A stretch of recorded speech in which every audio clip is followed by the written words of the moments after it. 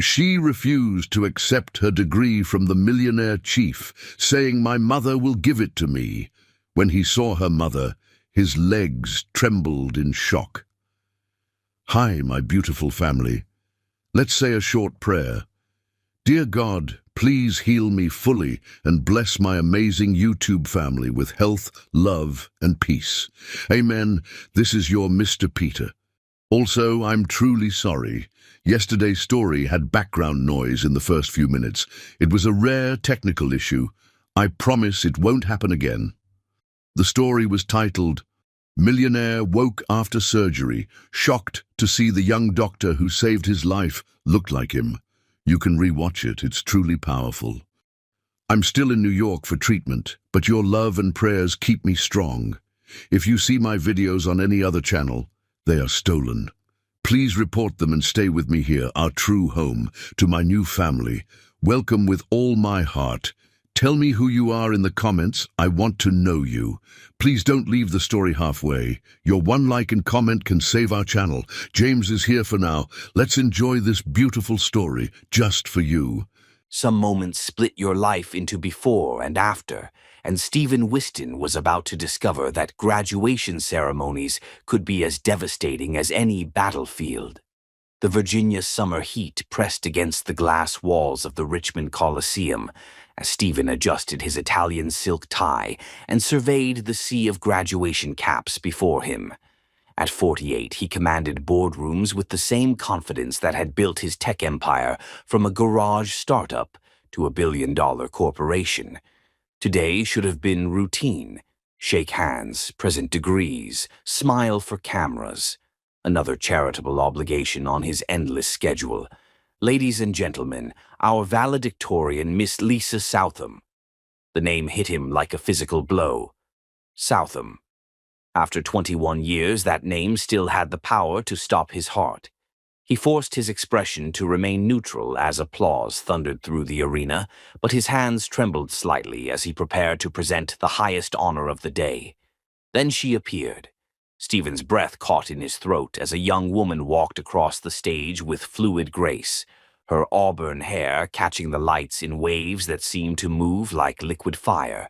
She was beautiful, strikingly, devastatingly beautiful. But that wasn't what made his world tilt on its axis. It was like looking into a mirror that reflected his own features back at him, softened by feminine elegance, but unmistakably his. The determined set of her jaw that had gotten him through countless board meetings. The way she held her shoulders straight, ready to take on the world. The intelligent green eyes that seemed to see everything, eyes he saw in his reflection every morning. As she approached, time slowed.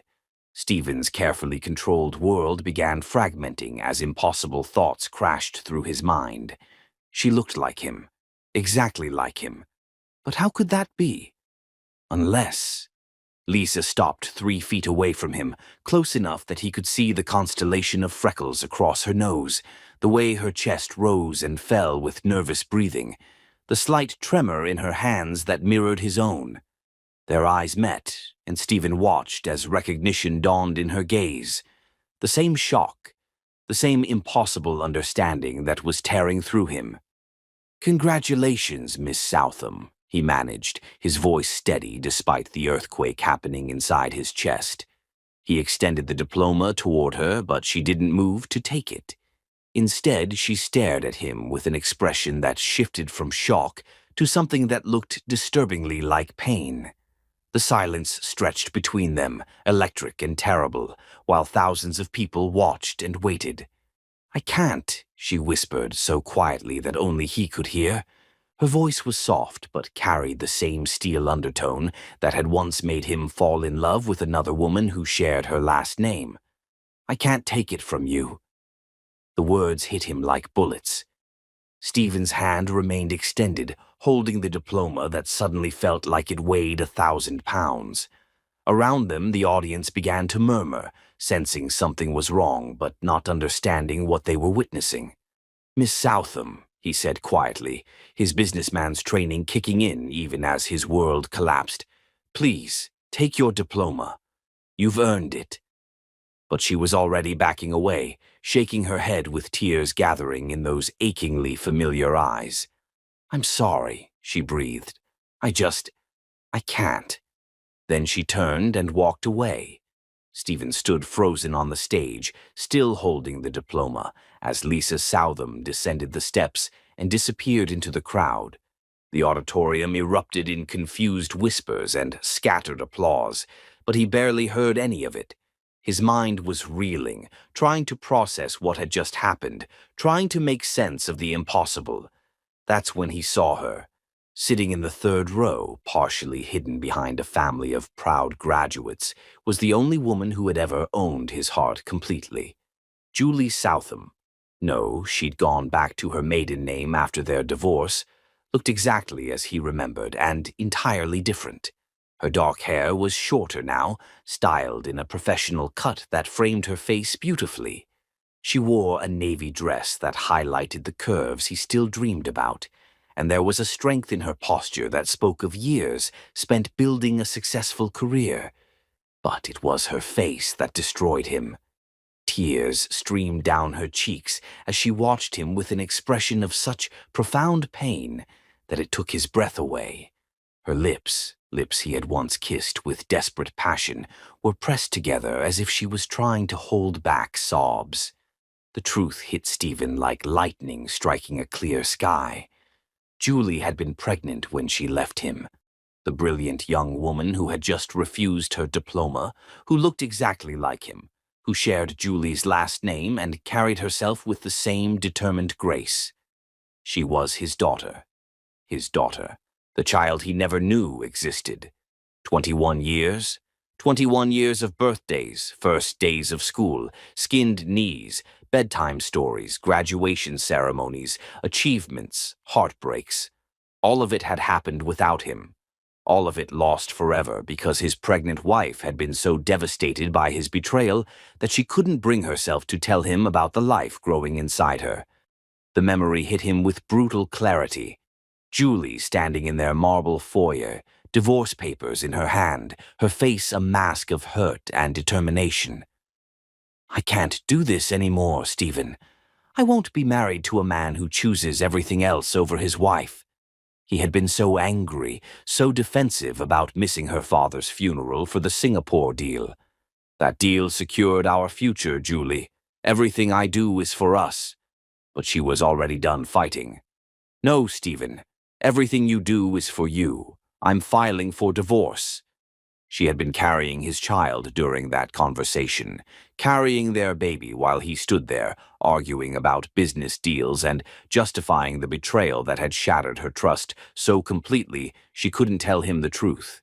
Stephen's knees nearly buckled as the full weight of what he had lost crashed over him.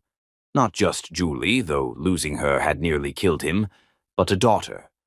A brilliant, beautiful daughter who had grown up without her father, because his ambition had been more important than the woman he claimed to love. The ceremony continued around him in a blur. He shook hands mechanically, smiled for photos, gave the closing remarks that someone had written for him months ago. But his mind was entirely focused on the two women who had just walked out of his life for the second time. As soon as the official proceedings ended, Stephen practically ran from the building, loosening his tie as he pushed through the crowd toward the parking lot. He had to find them, had to talk to Julie, had to understand how this was possible, how he could have lived 21 years without knowing he had a child. But they were gone. Stephen stood in the Virginia heat, surrounded by celebrating families, more alone than he had ever been in his life. Somewhere in this city were the two people who mattered more than all his wealth, all his success, all his carefully constructed empire. His ex-wife and the daughter who had every right to hate him. The daughter he had abandoned without even knowing she existed. The daughter who looked at him with his own eyes and walked away rather than accept anything from the man who had destroyed her mother's faith in love. Stephen pulled out his phone with shaking hands and dialed a number he hadn't called in years. Aurelius Kane Investigations. "Aurelius, it's Stephen Whiston. I need you to find someone for me. Two someones, actually." His voice cracked slightly. "It's an emergency, the most important case of my life." As he waited for his car to arrive, Stephen stared up at the Virginia sky and made a promise to the universe, to whatever force had allowed him to discover this earth-shattering truth. He would find them. He would somehow make amends for 21 years of absence. He would prove that the man who had chosen business over love could change, could become the father his daughter deserved, and the husband Julie had needed all along. Even if it took everything he had, even if it destroyed him in the process. Some mistakes could never be undone, but Stephen Whiston was about to discover whether love could be strong enough to build bridges across decades of pain. The graduation ceremony was over, but Stephen's real education was just beginning. Chapter 2. The Marriage That Burned Too Bright. Love that burns with the intensity of a wildfire can illuminate the world, but it can also consume everything in its path, including the very hearts that created it. 24 years ago. The morning sun streamed through the stained glass windows of St. Paul's Episcopal Church in Richmond, casting rainbow patterns across Julie Meridian's white silk gown as she stood at the altar beside Stephen Whiston. At 21, she was luminous with the kind of beauty that came from being completely, desperately in love. Her dark hair was swept into an elegant chignon, adorned with her grandmother's pearl comb, and her eyes sparkled with tears of joy as she gazed at the man who had captured her heart entirely. Stephen, 24, and already showing the sharp intelligence that would build his empire, looked at his bride as if she were the answer to every prayer he'd never thought to make. His voice trembled with emotion as he spoke his vows. "Julie, you are my heart, my soul, my everything. I promise to love you above all else, to choose you every day, to build our dreams together. Nothing will ever come between us." The wedding was everything Julie had dreamed of, elegant but intimate, filled with family and the friends who had watched their whirlwind romance unfold over 2 incredible years. Stephen's best man, Aurelius Kane, had given a toast that made everyone laugh and cry. "I've never seen 2 people more perfectly matched. They challenge each other, inspire each other, and love each other with the kind of passion that makes the rest of us believe in fairy tales." As they danced their first dance to "The Way You Look Tonight," Stephen whispered in Julie's ear, "We're going to conquer the world together, Mrs. Whiston." Julie laughed, pressing closer to him, breathing in his cologne and the scent that was uniquely him. "As long as we're together, we already have." The early years of their marriage were everything their wedding day had promised. Stephen's tech startup was growing rapidly, fueled by his brilliant innovations and Julie's sharp business instincts. She was pursuing her law degree at University of Richmond while helping him navigate contracts and negotiations. They worked side by side in their tiny apartment, surviving on takeout and dreams, making love on scattered legal documents and computer printouts, talking until dawn about the life they were building together. Julie would curl up in Stephen's lap while he coded, reading her law books and occasionally looking up to watch his hands fly across the keyboard with the same passion he brought to everything else. "You're going to change the world," she would whisper, pressing kisses to his neck that made him lose track of his programming entirely. "We're going to change the world," he would correct, pulling her closer. "Everything I do is for us, Julie, for our future." But success, when it came fast and hungry. By their second year of marriage, Stephen's company had attracted major investors. Suddenly, there were board meetings, investor dinners, conferences, and opportunities that seemed to multiply like wildfire. Stephen threw himself into building his empire with the same intensity he had once reserved for loving his wife. Julie tried to be understanding. She knew how important the business was, how much their future depended on Stephen's success. She supported his late nights, his weekend meetings, his increasing absences. Even when he missed their second anniversary for a crucial presentation, she smiled and told him they could celebrate later. But later never seemed to come. "Stephen, we haven't had dinner together in 2 weeks," Julie said one evening as he rushed through their apartment, grabbing files for yet another emergency meeting. She was sitting at their dining table, candles lit, wearing the blue dress he used to say made her eyes look like sapphires. "I know, baby. I know. This Yamamoto deal is just crucial right now. Once we land this client, there's always another deal," Julie said quietly. "Always another client, another meeting, another emergency." Stephen paused in his frantic gathering of documents, seeing the hurt in her eyes. For a moment he wavered, remembering the man who had once promised to choose her every day. But his phone buzzed with a text from his business partner, and the moment passed. "Julie, you knew this was important when we started. Everything I'm doing is for us, for our future. Don't you want financial security? Don't you want the life we dreamed about?" "I want my husband," she whispered, but he was already gone. The breaking point came during Julie's 3rd year of law school, on the worst day of her life. Her father, the gentle literature professor who had raised her alone after her mother's death, suffered a massive heart attack while teaching his evening seminar at Virginia Commonwealth University. Julie received the call while studying for her most crucial law school exam, and her world shattered. "Stephen," she sobbed into the phone as she raced toward the hospital. "Daddy's had a heart attack. The doctors say it's severe. Please, I need you. I can't do this alone." "Oh God, Julie, I'm so sorry. How serious is it? Are the doctors optimistic?" "I don't know. They won't tell me anything until family arrives. Stephen, I'm terrified. Please come to the hospital now." There was a pause that lasted forever. "Baby, I'm in the final hours of the Singapore negotiation. This deal represents 6 months of work. If I leave now, we lose everything." "My father is dying," Julie whispered, her voice breaking completely. "Stephen, please, I'm begging you. I need my husband."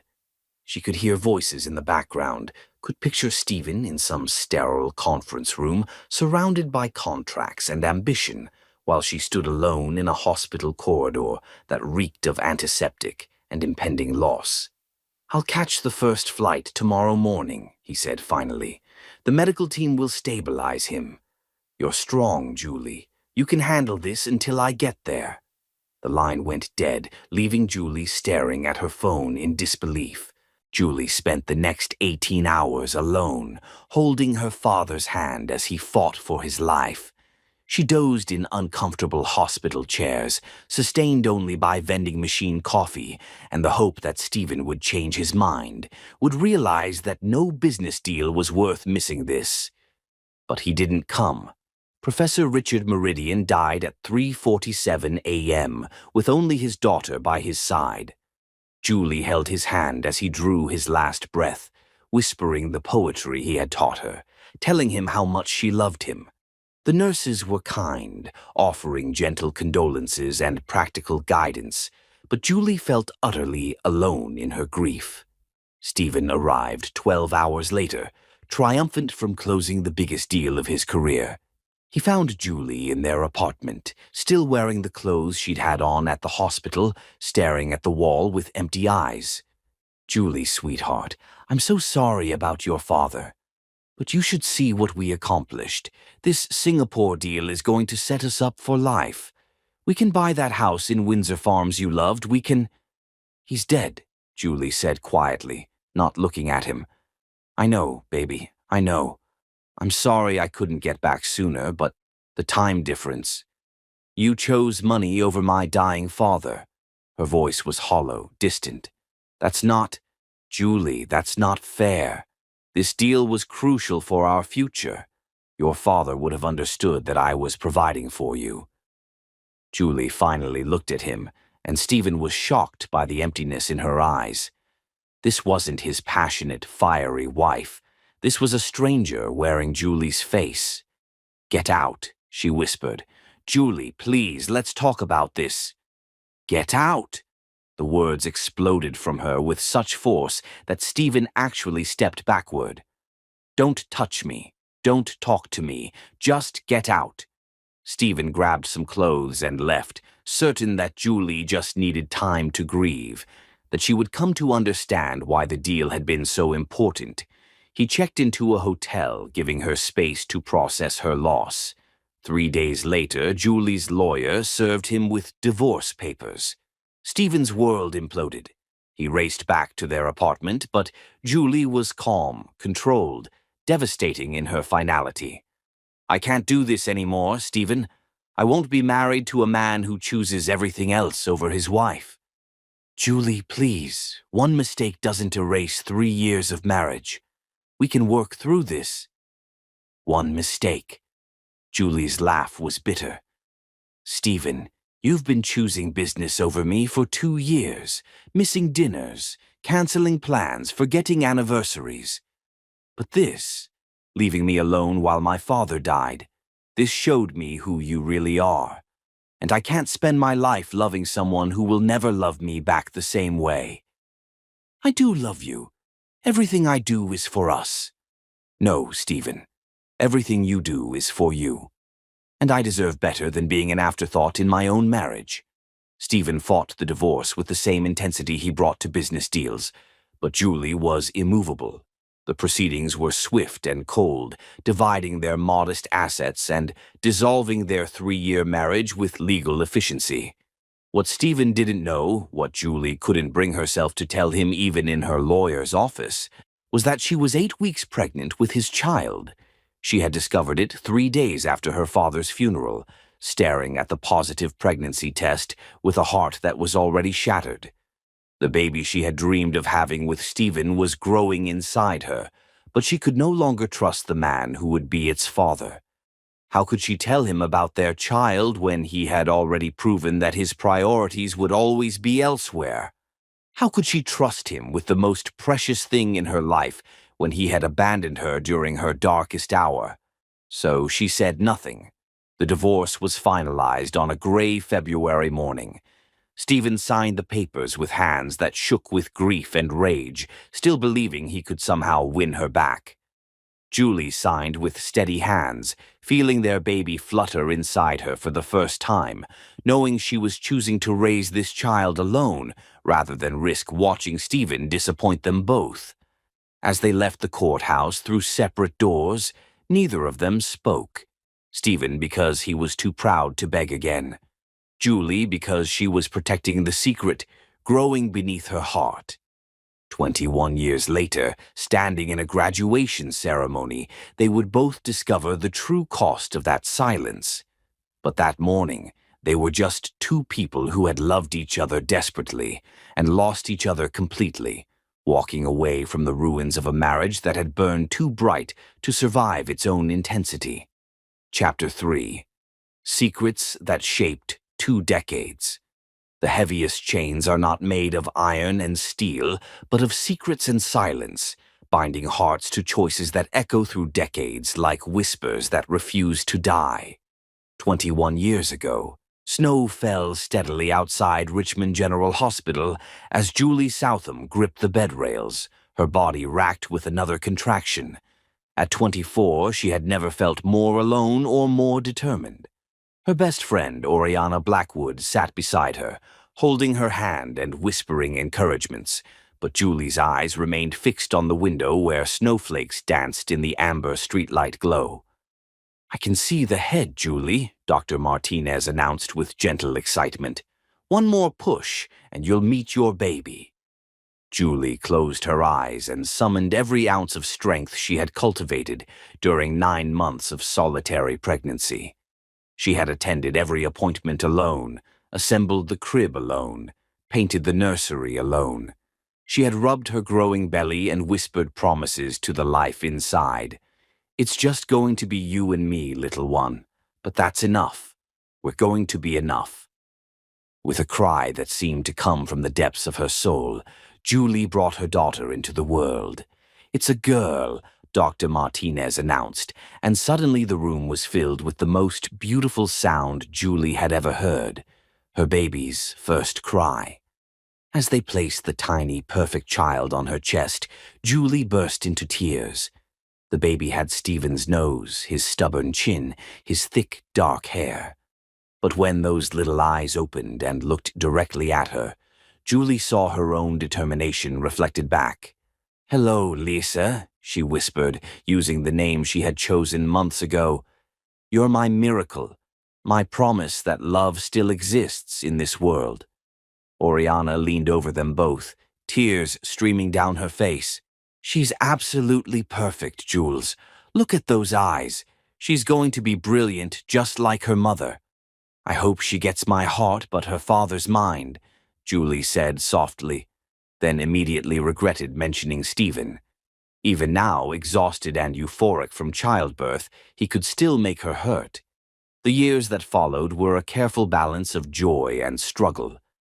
Julie finished law school with a baby on her hip, studying for the bar exam while Lisa napped in her carrier. She clerked at a small firm that specialized in civil rights cases, drawn to the work that felt like a calling, protecting people who couldn't protect themselves. Lisa grew into a remarkable child, precociously intelligent, passionately curious about everything, and blessed with an innate sense of justice that made her champion every underdog on the playground. She had Stephen's analytical mind, but Julie's compassionate heart, creating a combination that both thrilled and terrified her mother. "Mama, why don't I have a daddy like the other kids?" 6-year-old Lisa asked one evening as Julie tucked her into bed.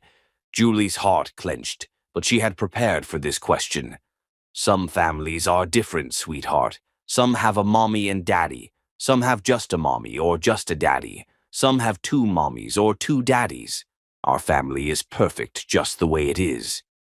"But what happened to my daddy?" Lisa persisted with the relentless curiosity that would make her valedictorian 15 years later.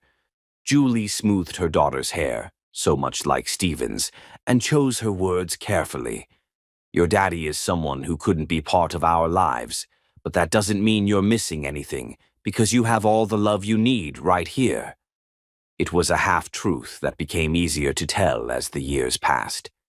Julie threw herself into building their life with the same intensity Stephen had once brought to his business. She specialized in cases that mattered, often working for clients who couldn't afford her fees because the cause was right. She bought a beautiful Victorian house in Church Hill, filled it with books and laughter and the artwork that Oriana created. She attended every school play, every volleyball game, every academic competition. But late at night, when Liesa was asleep and the house was quiet, Julie would sometimes find herself standing at her bedroom window, unconsciously turning the wedding ring she still wore on a chain around her neck. She had never taken it off, couldn't bring herself to let go of that final connection to the only man she had ever truly loved. Present day. Stephen's Maserati roared through Richmond's historic streets as he followed the address Aurelius Kane had provided after just 4 hours of investigation. His hands gripped the leather steering wheel so tightly his knuckles were white, his mind reeling with 21 years of questions that demanded answers. Julie and Lisa lived on East Grace Street in Church Hill in a meticulously restored 1890s Victorian, painted soft blue with white trim. The house was surrounded by gardens that spoke of careful tending, climbing roses on trellises, a wooden swing hanging from an ancient oak, herb gardens that scented the evening air. It looked like a home where a child would flourish, where love lived in every carefully chosen detail. Stephen sat in his car for 10 minutes, gathering the courage to walk up those steps and face the woman who had hidden his daughter from him for over 2 decades. Part of him wanted to storm up there, demanding explanations. Part of him wanted to drive away and pretend this impossible day had never happened. But the larger part, the part that remembered loving Julie Meridian more than his own life, knew he had to try to understand. The front door opened before he could knock. Julie stood in the doorway wearing jeans and a simple white blouse, her hair loose around her shoulders. At 45, she was even more beautiful than she had been at 21. Her face had character now, laugh lines, and the kind of confidence that came from building a successful legal practice while raising a brilliant daughter alone. But her eyes, those dark, expressive eyes that had once looked at him with complete trust, were guarded, wary. "Hello, Stephen." Her voice was exactly the same, that slightly husky tone that had once whispered his name in passion and later spoken his devastation in divorce court. Julie. He couldn't manage anything more complex. Standing here, seeing her in person after 21 years, all his carefully prepared speeches evaporated. They stared at each other across the threshold, two people who had once known each other's bodies and souls better than their own. Now strangers bound together by the shared secret of their daughter. "I suppose you want to come in," Julie said finally, stepping aside. The interior of the house was warm, filled with photographs and artwork, and the accumulated treasures of a life well lived. Stephen's eyes immediately found the pictures of Lisa, as a toddler with paint on her face, as a little girl in a soccer uniform, as a teenager at her high school graduation. 21 years of moments he had missed, displayed like accusations on the mantelpiece. "She's beautiful," he said quietly. "She's brilliant," Julie replied, settling into an armchair that had clearly been her favorite spot for years. "Valedictorian, full scholarship to law school, volunteers at 3 different nonprofits. She's everything I dreamed she could be." Stephen remained standing, too agitated to sit. "How long have you been living here?" 15 years. I bought this house when my practice started doing well." Lise picked out the paint colors for her room. She chose purple with silver stars on the ceiling because she loves astronomy. "Like me?" Stephen said without thinking. Julie's expression softened for just a moment. "Yes, like you. She has your mind, Stephen, your curiosity, your ability to see patterns and solutions that others miss. But she uses those gifts to help people instead of accumulating wealth." The barb hit its target, but Stephen accepted it. He deserved worse. "Julie, why didn't you tell me? When you were pregnant, why didn't you—" "Tell you what?" Julie's voice turned sharp. "That I was carrying the child of a man who chose a business deal over being with me when my father died. That I was about to bring a baby into the world with someone who had already proven he would always have more important priorities. I would have come back if I'd known about the pregnancy." "Would you?" Julie stood up, her composure finally cracking. "Really, Stephen? You would have abandoned your precious Singapore deal for a baby you didn't even know you wanted?" "Yes." The word exploded from him with such force that Julie stepped back. "Yes, Julie, I would have. A child, our child, that changes everything." "No, it doesn't." Julie's eyes blazed with 21 years of suppressed pain. "You already had everything that should have mattered. A wife who loved you, a marriage that was supposed to be the most important thing in your life. And you chose business anyway. You chose money and success and deals over the woman you promised to cherish above all else." Stephen felt like she was stripping him bare, exposing every selfish choice he had made during their marriage. "I was trying to build a future for us." "You were feeding your own ego." Julie's voice broke. "I needed my husband that night, Stephen. I was 24 years old, watching my father die, and I called the man who was supposed to love me more than anything, and he chose a contract negotiation over being there for me." The words hung between them like physical blows. Stephen saw himself through Julie's eyes, the young man who had been so intoxicated by success that he had forgotten the woman who made it all worthwhile. "I was wrong," he said quietly. "Julie, I was completely, inexcusably wrong. Missing your father's death was the biggest mistake of my life." "No, Stephen." Julie's voice was steady now, resigned. The biggest mistake of your life was the pattern of choices that led to that moment. The missed dinners, the forgotten anniversaries, the gradual revelation that I was never going to be as important to you as your next achievement. Stephen moved closer to her, desperate to make her understand. Julie, I've regretted losing you every day for 21 years. There hasn't been anyone else, not really. No one else has ever... Stop. Julie held up her hand. I don't want to hear about your regrets, Stephen. I want you to understand why I made the choice I did. When I discovered I was pregnant, I was sitting in my father's empty house, surrounded by his books and his memories, and I realized I was about to become responsible for a completely innocent life, a baby who would depend on me for everything. And I asked myself, can I trust this child's father to be there when it matters? The silence stretched between them, heavy with the weight of the truth they both knew. The answer was no, Julie continued. I couldn't trust you to choose our child over your ambitions because you hadn't been able to choose me. So I made the hardest decision of my life. I decided to raise her alone rather than risk watching you disappoint her the way you disappointed me. Stephen felt something break inside his chest. Julie, please.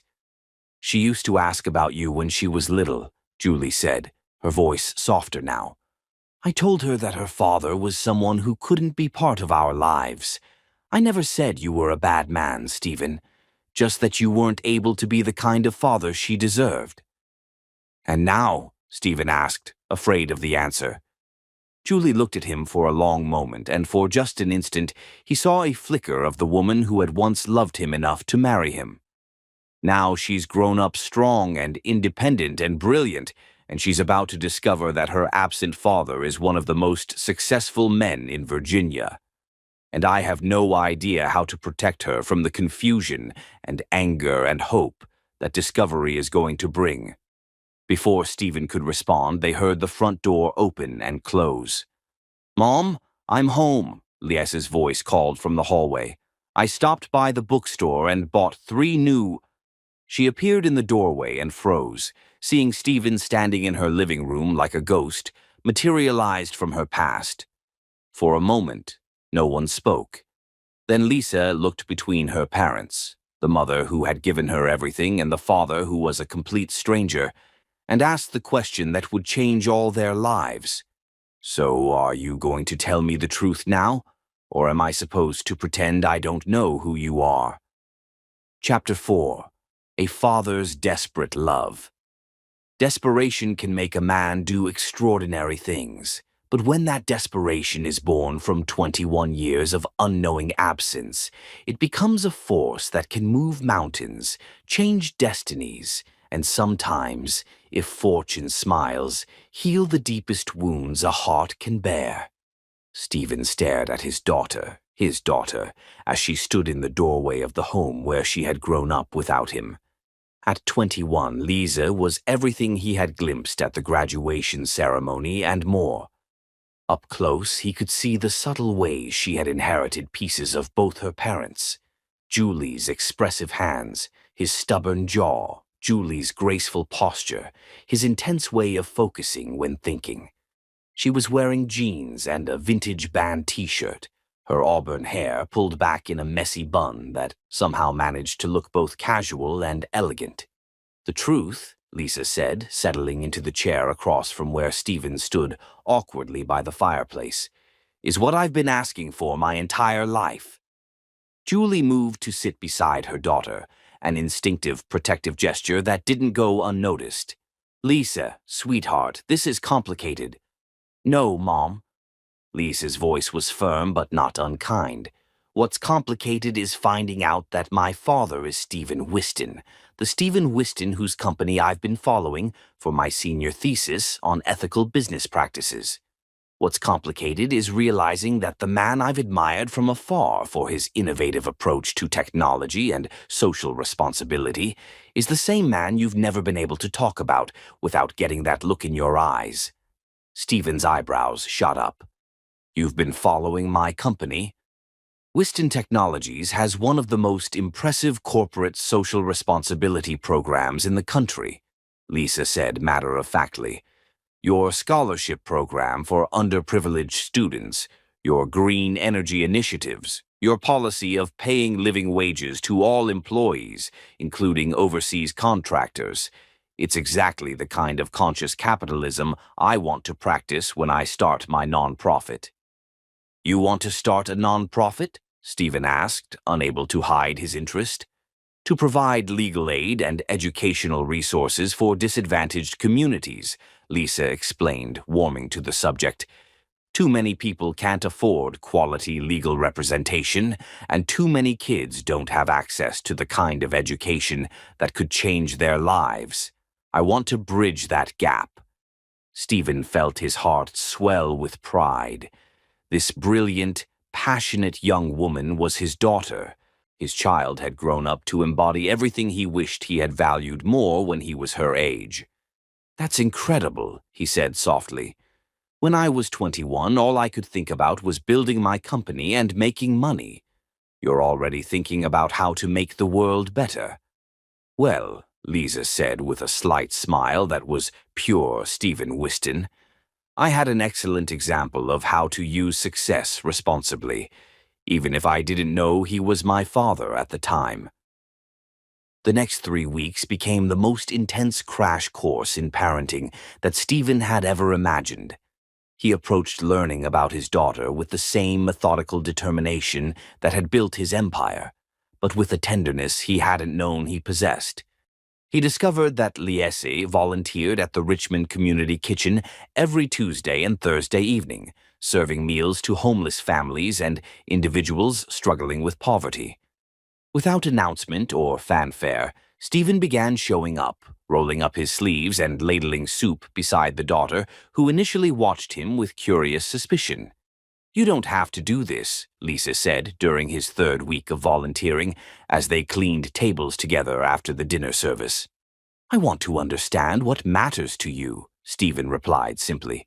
If feeding people matters to you, then it matters to me. Liesa paused in her wiping, studying his face. It's not about impressing me, you know. You can't volunteer your way into being my father. Stephen stopped what he was doing and looked at her directly. You're absolutely right. I can't earn the title of father after 21 years of absence. But maybe, if you're willing, I can learn how to be worthy of the chance to try. Something in his tone made Lisa's expression soften. Why now?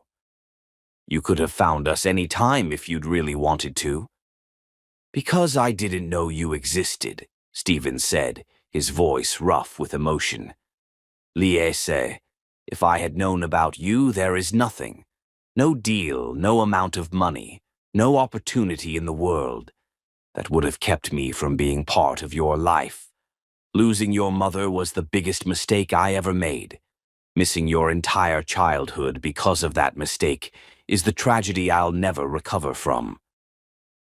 They finished cleaning in thoughtful silence, but when Stephen offered to drive her home, Lisa accepted.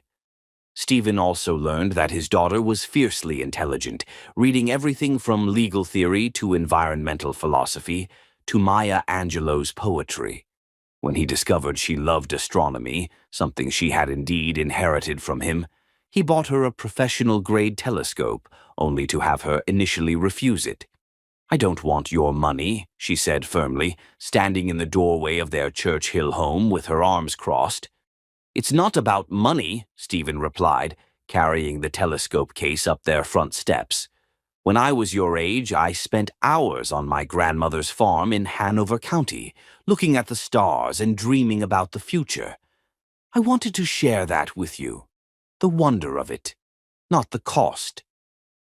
That evening, they set up the telescope in Julie's backyard garden, and Stephen spent 3 hours teaching Lisa about constellations, sharing stories about the nights he had spent stargazing as a young man growing up poor in Richmond's East End. Julie watched from the kitchen window, seeing her daughter laugh with genuine delight at something her father said, and felt her carefully constructed walls beginning to crack. She's never had that, Oriana Blackwood observed, joining Julie at the window. Oriana had become like a sister to Julie over the years, and an honorary aunt to Lisa. Now a successful artist with her own gallery, she was one of the few people who knew the complete truth about Lisa's parentage. Had what? Julie asked, though she knew the answer. A father figure who shares her interests. Look at her face, Jules. She's glowing. Julie watched Stephen patiently adjusting the telescope lens, while Lisi peppered him with questions about stellar formation. I know. That's what scares me. Why? Because what happens when he gets bored? When the novelty of having a daughter wears off and his business demands his attention again? What happens when she needs him and he chooses something else instead? Maybe he's changed, Oriana suggested gently. Or maybe he's just on his best behavior because everything is new and exciting. I can't let her get attached if he's going to leave again. But even as Julie spoke the words, she could see that it was already too late. Liese was attached, and if she was being completely honest with herself, so was she. The crisis that changed everything came on a rainy Thursday evening in October. Liese was walking back to her car after volunteering at the community kitchen when 3 men approached her in the dimly lit parking lot. She had taken self-defense classes and was generally careful about safety, but the men had been watching, waiting for the perfect moment when she would be alone and vulnerable. Nice purse, one of them said, blocking her path to her Honda Civic. Why don't you hand it over, along with those keys? Lisa's pulse hammered, but she kept her voice steady. I don't want any trouble. You can have the purse, but I need my keys to get home safely. You'll give us whatever we demand, another man snarled, stepping closer with predatory confidence. That's when Stephen materialized from the shadows like an avenging angel. He had been maintaining a respectful distance during Lisa's volunteer work, not wanting to crowd her, but unable to ignore his paternal instincts about her safety. When he saw the 3 men cornering his daughter, something primal and protective exploded inside him. 21 years of missed opportunities to protect her condensed into pure, focused rage. Step away from her, Stephen said, his voice carrying the authority of a man accustomed to being obeyed. The men turned, initially dismissive of this well-dressed stranger, but something in Stephen's stance made them reconsider. Stephen had grown up in a rough neighborhood before his success, and some instincts never fade. Walk away, old man, the leader of the group warned. This isn't your business. That's my daughter, Stephen said quietly, which makes it very much my business. What happened next took less than 2 minutes. Stephen had maintained his physical fitness over the years, and desperation gave him strength he hadn't used in decades. By the time the police arrived, summoned by Stephen's quick call, 2 of the attackers were on the ground and the 3rd was running away. Later, at the hospital where they had taken Lise to be checked for shock and minor injuries, she sat holding her father's bandaged hand while Julie paced anxiously nearby. You could have been killed, Julie said for the 4th time. Stephen, there were 3 of them. You could have been seriously hurt. They were threatening my daughter, Stephen replied simply. Julie, I would die before I let anyone hurt her. Lise looked up at him with tears in her eyes. You called me your daughter. You are my daughter, Stephen said, his voice gentle but certain. I may have missed 21 years of your life, but you're my child, Lisa, and I will spend the rest of my life trying to be worthy of that gift. For the first time since the graduation ceremony, Liese hugged her father. It was tentative at first, then fierce. 21 years of questions and longing and hope wrapped up in a moment that made Julie's breath catch in her throat. Thank you, Liese whispered against Stephen's shoulder. Thank you for protecting me. Thank you for being there. I'll always be there, Stephen promised, meeting Julie's eyes over their daughter's head. Both of you. I swear I'll always be there when you need me. Later that night, after Stephen had gone home and Lisa was safely asleep in her room, Julie stood in her kitchen making tea and trying to process the evening's events. She kept seeing the look on Stephen's face when he realized Lisa was in danger, pure, protective love that would have moved heaven and earth to keep their daughter safe. When her phone buzzed with a text message, she wasn't surprised to see Stephen's name. "Thank you for letting me be part of her life. I know I don't deserve the chance, but I won't waste it.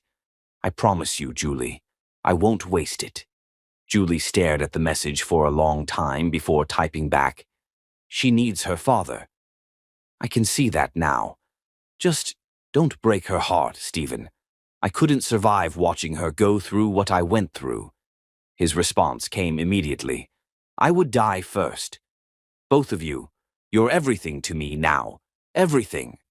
Julie set down her phone and touched the wedding ring she still wore around her neck, feeling the first stirrings of something she had buried for 21 years. Hope. Chapter 5. When Hearts Remember Their Song. Music has a memory all its own, weaving through time to find the hearts that once danced to its rhythm, calling them back to the floor where love first learned to soar, demanding they remember what it felt like to move as one soul in two bodies. The Richmond Community Center had been transformed into something magical. What was usually a utilitarian space for neighborhood meetings and children's programs now glowed with soft golden lighting, round tables draped in white linens, and a small dance floor surrounded by autumn flowers. The annual fundraiser for the legal aid clinic where Julie volunteered had always been important to her. But this year felt different. This year, Stephen Whiston was her guest. "You didn't have to buy an entire table," Julie murmured as they walked into the event together, her hand resting lightly on his arm. She wore a midnight blue dress that skimmed her curves and made her skin luminous, and Stephen couldn't take his eyes off her. "I wanted to support the cause," Stephen replied, but they both knew it was more than that. Over the past month since the incident in the parking lot, Stephen had been finding ways to integrate himself into every aspect of their lives. Not intrusively, but with the quiet determination of a man who had discovered what truly mattered and refused to lose it again. Liese appeared beside them, stunning in a deep green dress that complemented her auburn hair. At 21, she was beginning to come into her own as a woman, and Stephen felt the familiar surge of pride and protectiveness that had become his constant companion. "Mom, Mrs. Chen wants to introduce you to the new clinic director," Lisi said, then turned to Stephen with a grin. "Dad, prepare to be interrogated by every lawyer in Richmond. Word's gotten out that Stephen Whiston is here, and they're all dying to meet you." The casual way she said "Dad" made Stephen's heart skip a beat. It was still new, still felt like a miracle every time she used the word, but it was becoming natural for all of them. "I can handle a few lawyers," Stephen said, straightening his tie with mock bravado. "How hard can it be?" Julie and Lisa exchanged amused glances. "You clearly haven't met Mom's colleagues," Lisa laughed. "They eat billionaires for breakfast." As the evening progressed, Stephen found himself charmed by Julie's world. Her colleagues were indeed formidable, brilliant, passionate advocates for justice who grilled him about his company's labor practices and environmental policies with the intensity of a congressional hearing. But they were also warm, funny people who clearly adored Julie and had watched Liese grow up as their collective daughter. "Julie raised that girl to be a force of nature," Judge Patricia Hawkins told Stephen during a quiet moment. "Single-handedly, with grace and strength that put the rest of us to shame. Liese is lucky to have her as a mother." "I'm the lucky one," Stephen replied, watching Julie across the room as she laughed at something her law partner had said. "They're both extraordinary women. I'm just grateful they're giving me the chance to be part of their lives." Judge Hawkins studied him with sharp eyes. Julie never talked about Lisa's father, but I always got the impression he was someone who mattered deeply to her, someone who hurt her badly enough that she couldn't bring herself to discuss it. Stephen met her gaze steadily. I was young and stupid, and I prioritized the wrong things. I lost the best thing that ever happened to me because I thought success was more important than love. I won't make that mistake again. See that you don't, the judge said firmly. That woman deserves the world, and that girl deserves a father who will never let her down. When the band began playing, Stephen watched couples take to the dance floor and felt his chest tighten with longing. How many times had he dreamed of holding Julie in his arms again? How many nights had he lain awake remembering the way she used to fit against him perfectly? The way she would close her eyes and smile when they danced. Go ask her, Lisa said, appearing beside him with 2 glasses of wine. She's been watching you watch her all evening. Stephen turned to look at his daughter in surprise. I don't want to make her uncomfortable. Dad, Liza said with the patient tone of someone explaining something obvious. Mom is many things, brilliant, stubborn, protective to a fault. But she's not a woman who does anything she doesn't want to do. If she agreed to come here with you tonight, if she's been letting you into our lives, it's because part of her wants you there. And what do you want? Stephen asked, suddenly needing to know. Lizzie considered the question seriously. I want my parents to be happy, both of them. And I've never seen Mom look at anyone the way she looks at you when she thinks no one is watching. Stephen set down his wine glass and straightened his shoulders. Wish me luck. You won't need it, Lisa said with a smile that was pure Julie Southam. But good luck anyway. Stephen crossed the room with the purposeful stride that had once intimidated boardrooms full of investors. Now he was using it to approach the woman who had owned his heart for over 20 years, who still wore his wedding ring on a chain around her neck, who had raised their daughter to be everything beautiful and strong in this world. Julie, he said softly, extending his hand, would you dance with me? Julie looked up at him with those dark eyes that had haunted his dreams, and for a moment he saw 25 years disappear. She was the law student who had challenged him in debates that turned into kisses. She was the bride who had promised to love him forever. She was the woman whose laugh could light up his entire world. I haven't danced in years, she said, but she was already placing her hand in his. Then we'll remember together. Stephen led her onto the dance floor just as the band began playing At Last by Etta James. The irony wasn't lost on either of them. The song spoke of finding love after long, lonely nights, of hearts finally coming home. As Stephen pulled Julie into his arms, 21 years of separation dissolved like morning mist. She still fit against him perfectly. Her head still reached exactly the right height to rest against his shoulder, and her hand still curved into his as if they had been designed as matching pieces of the same puzzle. This is dangerous, Julie whispered as they began to move together, her voice breathy with emotion. Why? Stephen asked, his voice rough with longing. Because you feel like coming home, she admitted, and he felt her carefully constructed walls crumbling in real time. Because holding you like this makes me remember why I fell in love with you in the first place. Because I spent 21 years convincing myself I was stronger without you, and 5 minutes in your arms is destroying all that careful self-protection. Stephen spun her gently, then pulled her back against him, closer this time, close enough that she could feel his heartbeat against her chest. Julie, I've never stopped loving you, not for a single day in 21 years.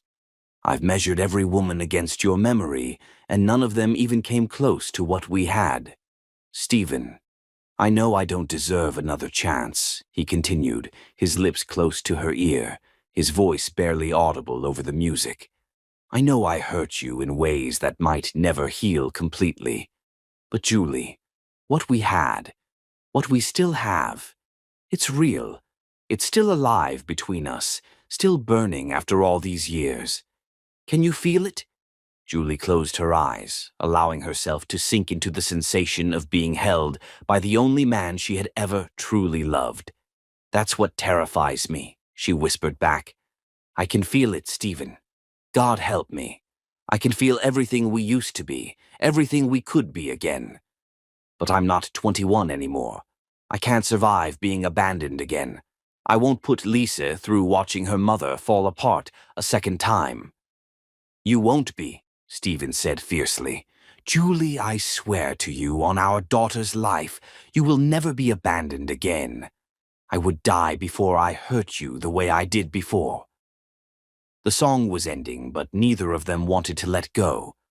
Around them, other couples continued dancing, but Stephen and Julie stood still in each other's arms, lost in a moment that felt suspended outside of time.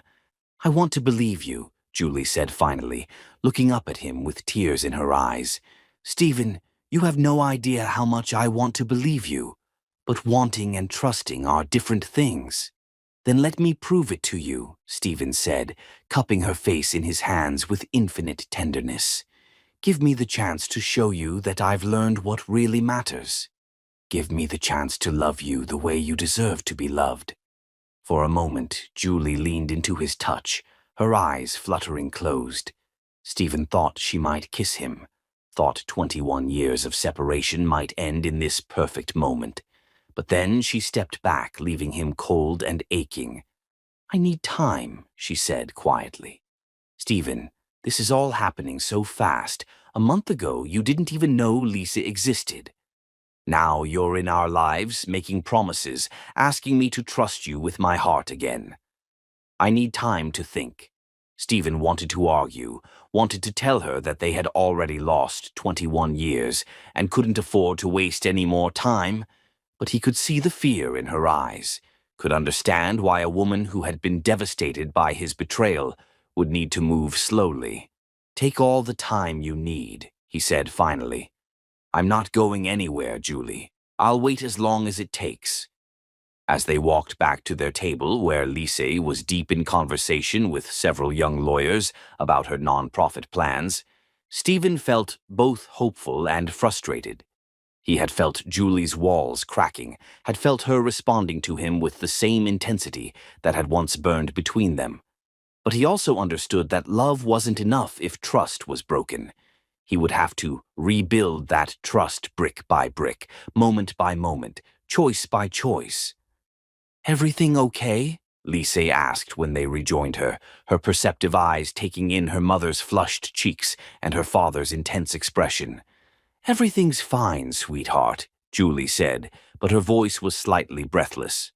Stephen sat down and immediately found himself drawn into Lisa's enthusiastic description of her nonprofit plans. As he listened to his daughter's vision for changing the world, watching the animated way she gestured when she was passionate about something, he felt a surge of love so powerful it nearly overwhelmed him.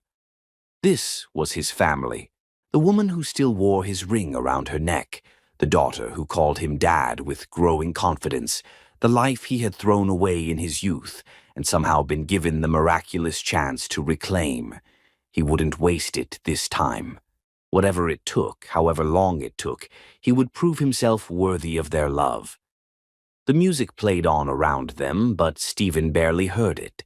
All his attention was focused on the two women who had become his entire world, planning a future he prayed would include all three of them together. At last, indeed. Chapter 6. Building Bridges Across Time. Time is a river that divides the heart's landscape, but love, true love, builds bridges that span any distance, connecting souls across decades of separation with the unshakable certainty that some bonds are stronger than the currents that try to wash them away. The November morning was crisp and bright when Stephen arrived at Julie's house with 2 cups of coffee and a folder full of documents. Over the past 6 weeks, their Saturday morning meetings had become a ritual. Lisa would present her latest ideas for her nonprofit organization, and Stephen would offer business advice while trying not to be too obviously proud of his daughter's brilliance. "Dad, you're early," Lisa called from the kitchen window, her face breaking into the smile that never failed to make Stephen's heart soar. Even after 2 months, hearing her call him Dad felt like a gift he hadn't earned but treasured desperately. "I brought Ethiopian blend from that coffee shop you mentioned," Stephen replied, holding up the cups. "And I have some ideas about the funding structure for your legal aid program." Julie appeared in the doorway wearing jeans and an oversized sweater, her hair pulled back in a messy ponytail that made her look impossibly young. Stephen's breath caught as it did every time he saw her. Even in the most casual moments, she was the most beautiful woman he had ever known. "Good morning," she said, accepting the coffee with a grateful smile. "Lizzie has been up since dawn working on her presentation for you. I think she's more nervous about impressing you than she was about her law school interviews." "She never needs to worry about impressing me," Stephen said softly. "Everything she does makes me proud." They settled in Julie's sun-filled living room, where Lisa had spread her plans across the coffee table, with the organized enthusiasm that reminded Stephen so much of himself at that age. "Okay," Lisa began, her green eyes bright with passion. "I've been thinking about what you said last week regarding sustainable funding models. Instead of relying solely on donations and grants, what if we created a hybrid structure where the nonprofit provides legal services to low-income clients, but also offers consulting services to small businesses at market rates?" Stephen leaned forward, genuinely intrigued. "Go on." "The revenue from the consulting work would subsidize the free legal aid," Lise continued, warming to her subject. "It creates a sustainable income stream while still serving our mission. Plus, many small business owners are also from underserved communities, so we'd be helping the entire ecosystem." "That's brilliant," Stephen said, unable to hide his admiration. "You're thinking like an entrepreneur, but with the heart of an advocate. It's exactly the kind of innovative approach that could revolutionize legal aid." Julie watched this exchange with a mixture of joy and bewilderment. Seeing Stephen and Lise together, their identical expressions of intense concentration, their shared excitement about problem-solving, she was struck by how naturally they fit together. It was as if 21 years of separation meant nothing when genetics and genuine affection combined. "There's something else," Liesa said, her voice becoming more hesitant. "I've been thinking about the long-term vision, and I'd like to eventually expand beyond legal aid to include educational programs. After-school tutoring, college prep, financial literacy courses, basically creating a comprehensive support system for families trying to break cycles of poverty." Stephen was quiet for a long moment, studying the detailed plans his daughter had prepared. When he looked up, his eyes were bright with unshed tears. "Liesi," he said quietly, "when I was your age, I thought success meant accumulating wealth and power. But what you're proposing, this vision of using business principles to create genuine social change, this is what success actually looks like. You're going to change the world." "I want to change our community first," Lisa replied with the quiet determination she had inherited from both parents. "Too many kids in Richmond don't have access to the opportunities I had. Mom worked 2 jobs while going to law school just to make sure I could have piano lessons and tutoring and all the advantages that middle-class families take for granted." Stephen turned to look at Julie, seeing her through new eyes. "You did all that alone?" Julie shifted uncomfortably, never one to seek praise for doing what she considered necessary. "Liese was worth every sacrifice. She's always been extraordinary." "So are you," Stephen said quietly, and something in his tone made Julie meet his eyes. "Julie, what you accomplished, raising her while building your career, giving her every opportunity, making her feel loved and secure even without—" He stopped himself, but they all knew what he had been about to say. "Even without her father." "I had help," Julie said quickly. "Oriana, the community, the other parents at Liese's school. It takes a village." "Maybe," Stephen replied, "but you were the foundation everything else was built on." Over the following weeks, Stephen became a regular presence in their neighborhood. He attended Lisa's volunteer activities, joined Julie for community meetings about local issues, and somehow managed to become a familiar face at the grocery store, the coffee shop, and the bookstore that Lisa frequented. The residents of Church Hill were initially suspicious of the billionaire who had suddenly appeared in their midst, but Stephen's genuine interest in their concerns and his willingness to listen rather than lecture gradually won them over. When Mrs. Patterson mentioned that the community center needed new computers for their after-school program, Stephen quietly arranged for a dozen state-of-the-art machines to be delivered. When the local elementary school was struggling with budget cuts, Stephen established a scholarship fund that would provide supplies and enrichment programs for years to come. "You don't have to fix every problem in the neighborhood," Julie told him one evening, as they walked through Monroe Park after a community meeting about improving local bus routes. Lisa had gone ahead to meet friends for dinner, leaving her parents alone for the first time in weeks. "I'm not trying to fix problems with money," Stephen replied, shoving his hands into his jacket pockets. "I'm trying to understand the community where my daughter grew up. I want to know the people who helped raise her, the places that shaped her values." Julie was quiet for a moment, watching the way the streetlights caught the silver in Stephen's hair. He was older now, more weathered than the young man she had married, but somehow more attractive too. Success had given him confidence, but becoming a father had given him depth. "She adores you," Julie said finally. "Lisa has never had a male role model before, and watching her with you, Stephen, she lights up in a way I've never seen. You're giving her something I could never provide, no matter how hard I tried." Stephen stopped walking and turned to face her. "You gave her everything, Julie. Her intelligence, her compassion, her strength, her values, all of that came from you. I'm just grateful to be part of her life now." "She has your mind for strategy," Julie observed. "The way she approaches problems breaks them down systematically. That's pure Stephen Whiston." "And your heart for justice," Stephen replied. "The reason she wants to help people, the way she sees inequality and automatically looks for solutions. That's all you." They had stopped walking without realizing it, standing under a canopy of autumn leaves that created a private world around them. The air between them hummed with the same tension that had been building since the night they danced, electric and undeniable. "Stephen," Julie began, but he shook his head. "I know," he said quietly, stepping closer until she could smell his cologne, until she could see the flecks of gold in his green eyes. "You need time. I understand that completely, Julie. But I need you to know that every day I spend with you and Lisa, every moment I'm part of this life you've built, I fall in love with both of you all over again." Julie's breath caught in her throat.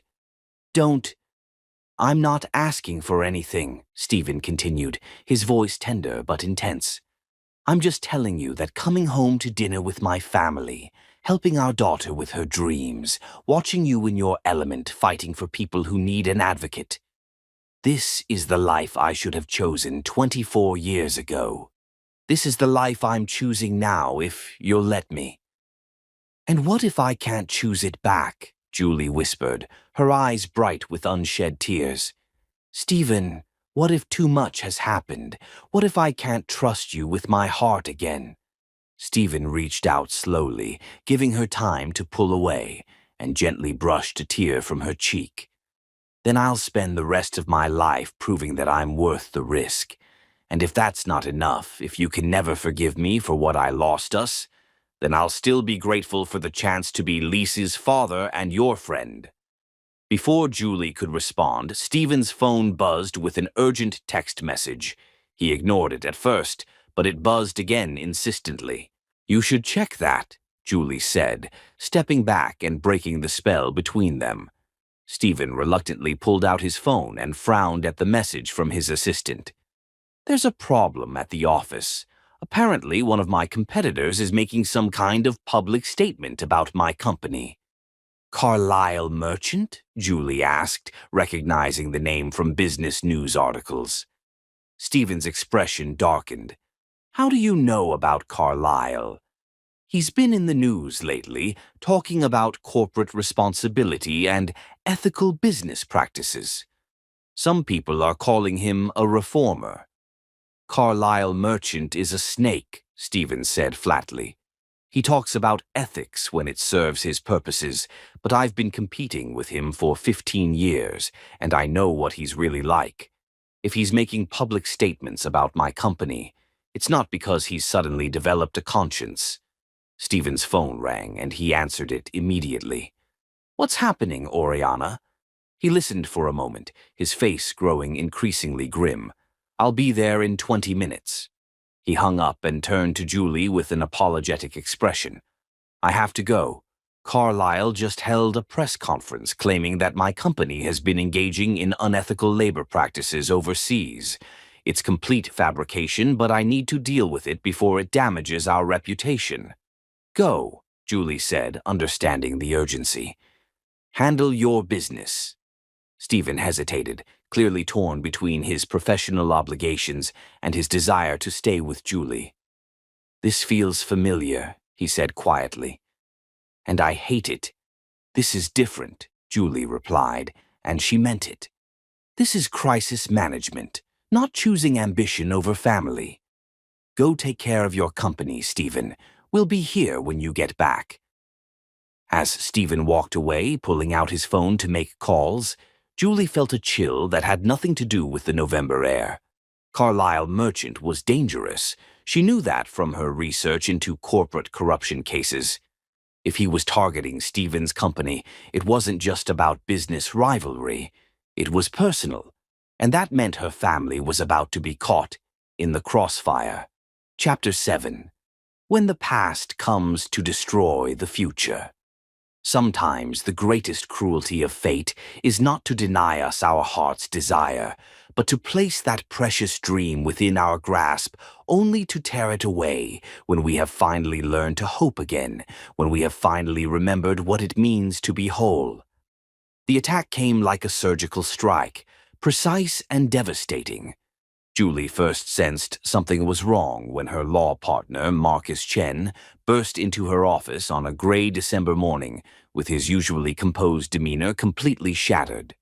Julie, we have a problem, he said, closing the door behind him and locking it, something he had never done in their 12 years of partnership. A big problem. Julie looked up from the brief she was reviewing, immediately alert. What kind of problem? The kind that could destroy everything we've built here, Marcus replied, sinking into the chair across from her desk. I just got off the phone with our primary investor. Carlyle Merchants Holding Company has been quietly buying up our debt for the past 6 months. As of this morning, he owns 60% of our practice. The words hit Julie like physical blows. That's impossible. Our debt is held by Richmond First Bank. We have a long-standing relationship with them. Banks sell debt all the time, especially when someone offers them a premium, Marcus said grimly. Apparently, Merchant's been systematically acquiring the debt of small law firms that specialize in civil rights cases. He's calling it restructuring the legal aid industry for maximum efficiency. Julie felt the blood drain from her face. He's shutting us down. Worse than that, he's demanding immediate payment of all outstanding debt, $3 million, or he's foreclosing on the practice and all our assets. We have 72 hours. $3 million, Julie's voice came out as a whisper. Marcus, we don't have anywhere near that kind of liquid capital. I know. I've already made some calls. No bank is going to give us an emergency loan for that amount without collateral we don't have. Julie, I think we're done. Marcus slumped in his chair, looking every one of his 53 years. Julie stared out her office window at the James River glinting in the afternoon sun, at the city skyline where she'd built her reputation defending families who couldn't defend themselves. Why? She asked quietly. Marcus, why would Carlyle Merchant care about a small legal aid practice in Richmond? Marcus was quiet for a long moment, shuffling through the papers on his desk. Julie, I've been doing some research since this morning. Every firm Merchant's targeted has one thing in common. They've all represented clients in cases against his companies or his business associates. This isn't about restructuring the legal aid industry. This is systematic retaliation. We've never gone up against Merchant Industries directly.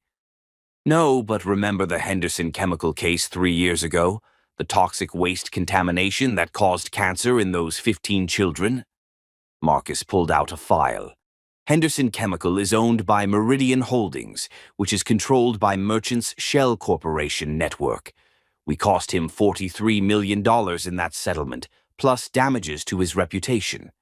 Julie closed her eyes, remembering the case.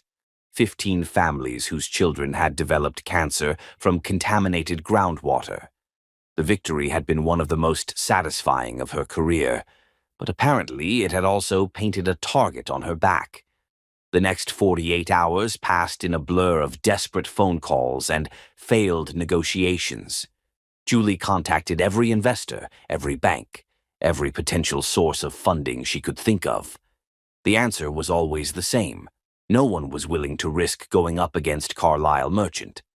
On the second evening, as Julie sat in her office, surrounded by bankers' boxes and trying to figure out which cases could be transferred to other firms before they were forced to close, her assistant knocked on the door.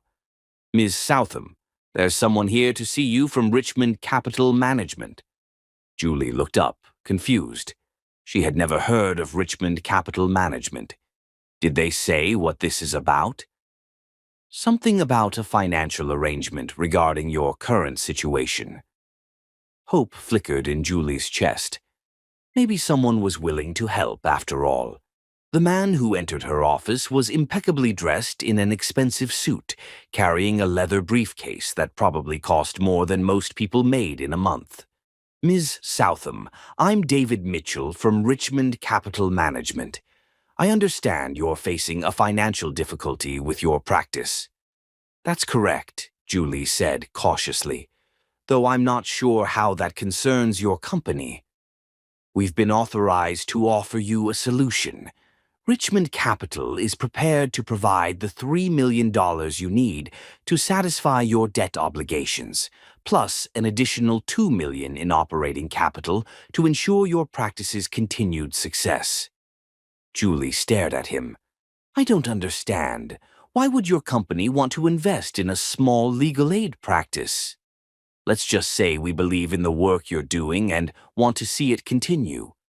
Something about his polished demeanor set off alarm bells in Julie's mind. "Mr. Mitchell, I need to know who's behind this offer.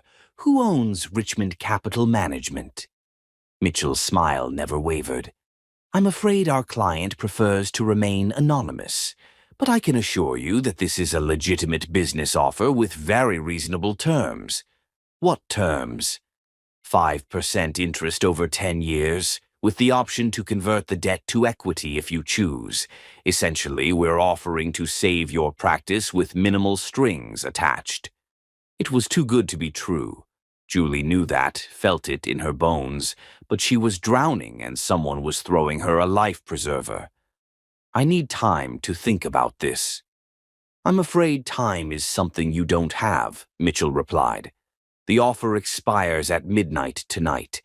After that, I believe Mr. Merchant will proceed with foreclosure." Julie spent the next 3 hours in agony, consulting with Marcus and their other partners, trying to find any alternative. But there was none. At 11:47 p.m., she signed the papers that saved her practice. It wasn't until 2 weeks later that she discovered the truth. "Mom, you need to see this," Lisa said, bursting into the house after her volunteer shift at the community kitchen. She was holding a copy of the Richmond Business Journal, and her face was pale with shock. "What is it, sweetheart?" "It's about Richmond Capital Management, the company that invested in your firm." "Mom, it's Stephen. Richmond Capital Management is one of his shell companies. He's the one who saved the practice. Julie felt the world tilt around her as she read the article. It was all there. Stephen's network of investment companies, his history of using shell corporations for anonymous charitable giving, and buried in the financial filings, the truth about Richmond Capital Management. The betrayal cut deeper than any knife. Stephen had been manipulating her life from behind the scenes, making decisions about her career, her practice, her future without her knowledge or consent. Just like before, just like always. When Stephen arrived for their usual Saturday morning meeting with Lisa, he found Julie waiting for him on the front porch, the business journal clutched in her shaking hands. "Julie," he said, immediately sensing the storm in her eyes. "What's wrong?" "Richmond Capital Management," she said quietly, her voice deadly calm in the way that had once terrified opposing counsel. Stephen's face went white as chalk. "Julie, let me explain." "Explain what?" "How you've been controlling my life from behind the scenes. How you manipulated my financial crisis to make yourself look like a savior. How you did exactly what you always do, made decisions about my future without bothering to ask what I wanted." Her voice was rising now, 21 years of buried resentment exploding to the surface. "I was trying to protect you," Stephen said desperately, his hands reaching toward her before dropping helplessly to his sides. "Carlyle was targeting you because of me. The toxic waste case, Henderson Chemical, is one of his companies. He was using your practice to destroy me, and you were caught in the crossfire." "So you decided to handle it yourself," Julie said, standing slowly, her movements deliberate and controlled. "You decided that I was too weak, too helpless, too incompetent to deal with my own problems. You swooped in with your money and your connections and solved everything without even telling me the truth." "That's not how it was." "Then how was it, Stephen?" Julie's voice rose to a shout. "Because from where I'm standing, it looks exactly like the man who chose a business deal over his dying father-in-law, who was so arrogant he thought he could make decisions for his wife without consulting her." "Julie, please. Don't." The word came out like a whip crack. "Don't you dare ask me to understand. Don't you dare stand there and tell me this was about protection when it was really about control. You couldn't stand the idea that I might handle this crisis on my own, that I might not need you to save me."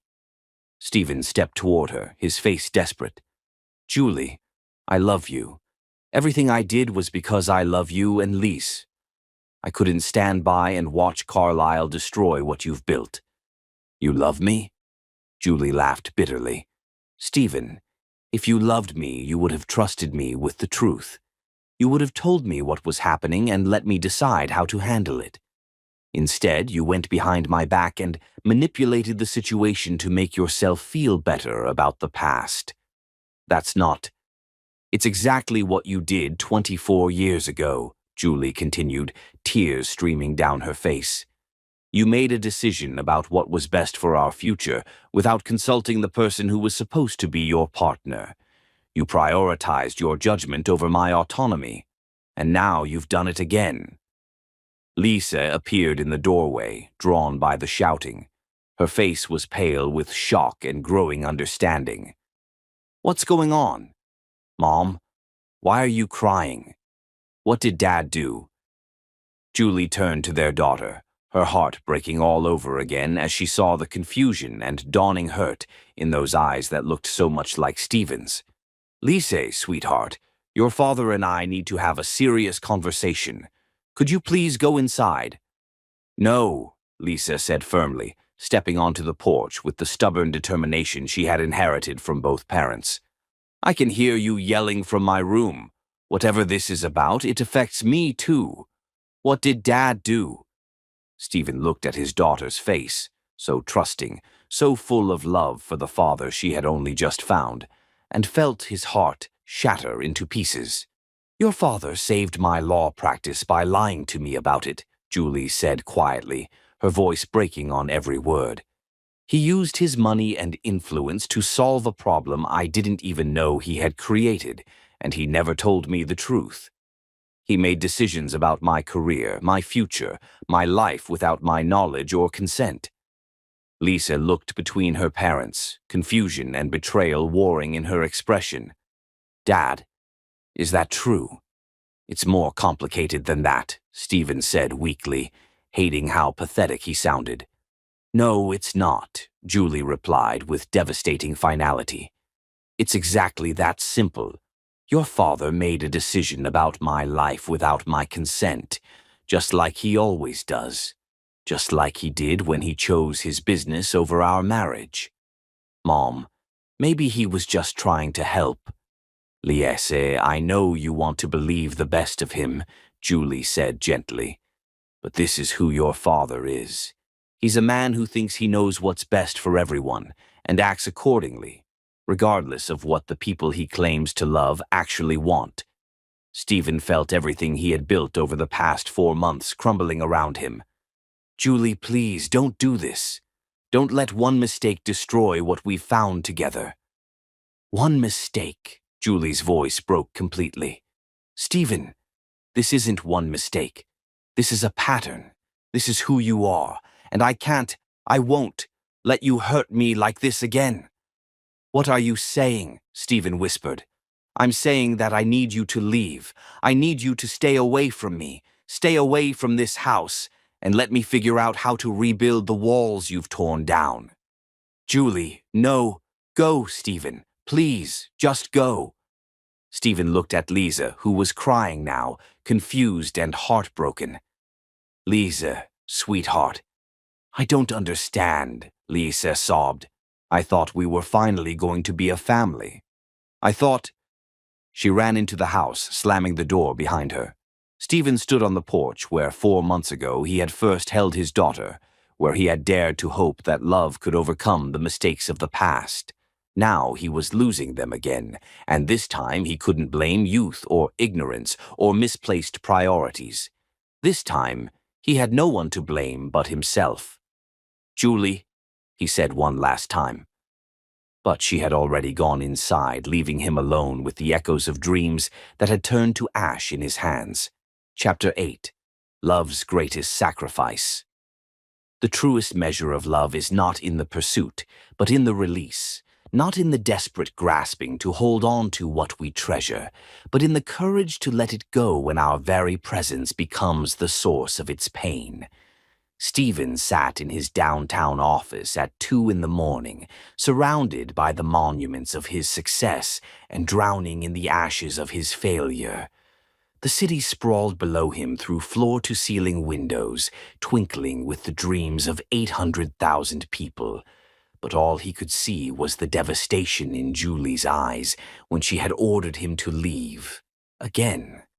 3 weeks had passed since that horrible Saturday morning. 3 weeks of silence from the two people who had become his entire world. 3 weeks of realizing that loving someone wasn't enough if that love came wrapped in control and deception, if it repeated the same patterns that had destroyed them before. His assistant, Oriana Blackwood, Liese's honorary aunt and Julie's best friend, had been professionally polite but personally distant, making it clear where her loyalty lay. The woman who had once helped him plan surprise dates for Julie now looked at him with disappointment that cut deeper than any blade. "You look like hell," Aurelius Kane said from the doorway, carrying 2 cups of coffee from Pearlie's and wearing the expression of a man who had watched his best friend make the same catastrophic mistake twice. "I feel worse than I look," Stephen replied without turning from the window. "Aurelius, I think I'm losing my mind. I can't eat, can't sleep, can't focus on anything except the look on Lisa's face when she ran into the house crying. I keep seeing Julie's eyes when she told me to leave and His voice cracked. "I don't know how to fix this." Aurelius settled into the chair across from Stephen's desk, the same chair where 15 years ago he had advised Stephen to fight for Julie during their divorce. This time his advice would be different. "You want my advice? I'm not sure I can handle your advice right now. Stop fighting." Stephen turned to stare at his oldest friend. "What?" Stop fighting, Stephen. Stop trying to fix this. Stop trying to explain yourself. Stop trying to win them back. Julie was right. You manipulated the situation to make yourself feel better about the past. You treated her like someone who needed saving instead of someone who deserved the truth.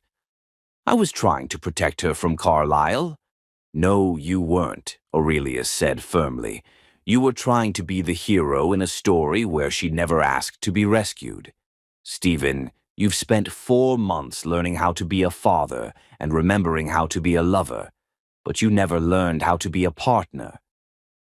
The words hit Stephen like bullets, but he knew they were true. So, what am I supposed to do? Give up? Walk away from my daughter and the woman I love more than my own life? You're supposed to prove that you've actually changed, Aurelius replied, and the only way to do that is to let them go completely. Let them live their lives without your money, your influence, your protection, or your interference. Let them choose their own battles and make their own decisions, even if those decisions don't include you. Stephen felt something break inside his chest. Aurelius, I can't lose them again. I won't survive it. Then you should have thought of that before you decided you knew what was best for Julie's career without bothering to ask her opinion. The brutal honesty of it left Stephen speechless. Aurelius was right. Despite all his growth, despite all his good intentions, when crisis had struck, Stephen had reverted to the same controlling behavior that had destroyed his marriage 24 years ago. How do I prove I've changed if I'm not in their lives? By staying out of their lives, Aurelius said simply.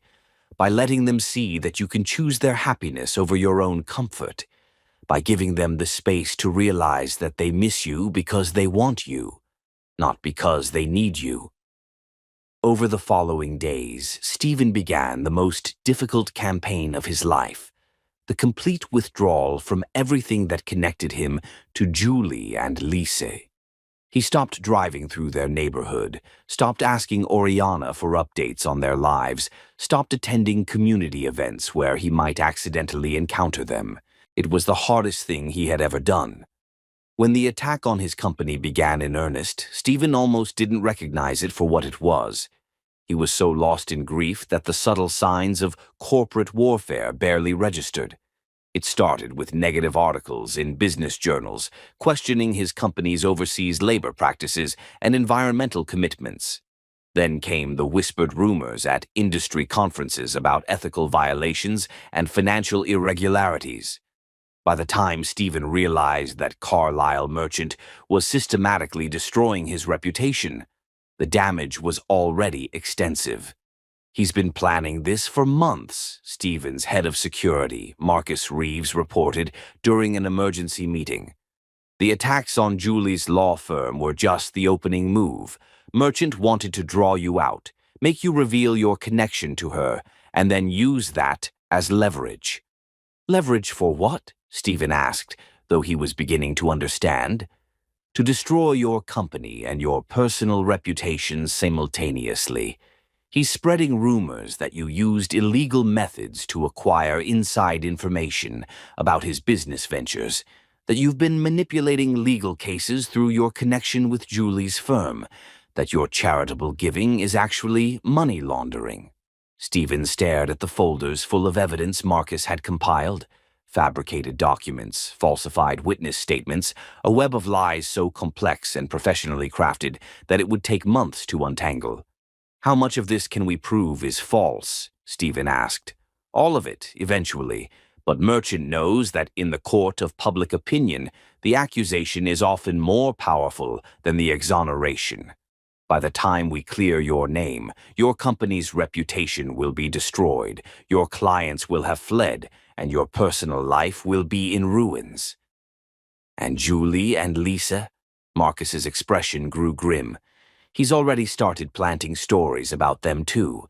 Suggestions that Julie's law firm has been receiving illegal funding, that her cases have been influenced by corporate interests. If this continues, their reputations will be destroyed right alongside yours. Stephen felt a cold fury unlike anything he had ever experienced. Attacking him was one thing, but threatening the two people he loved most in the world was unforgivable.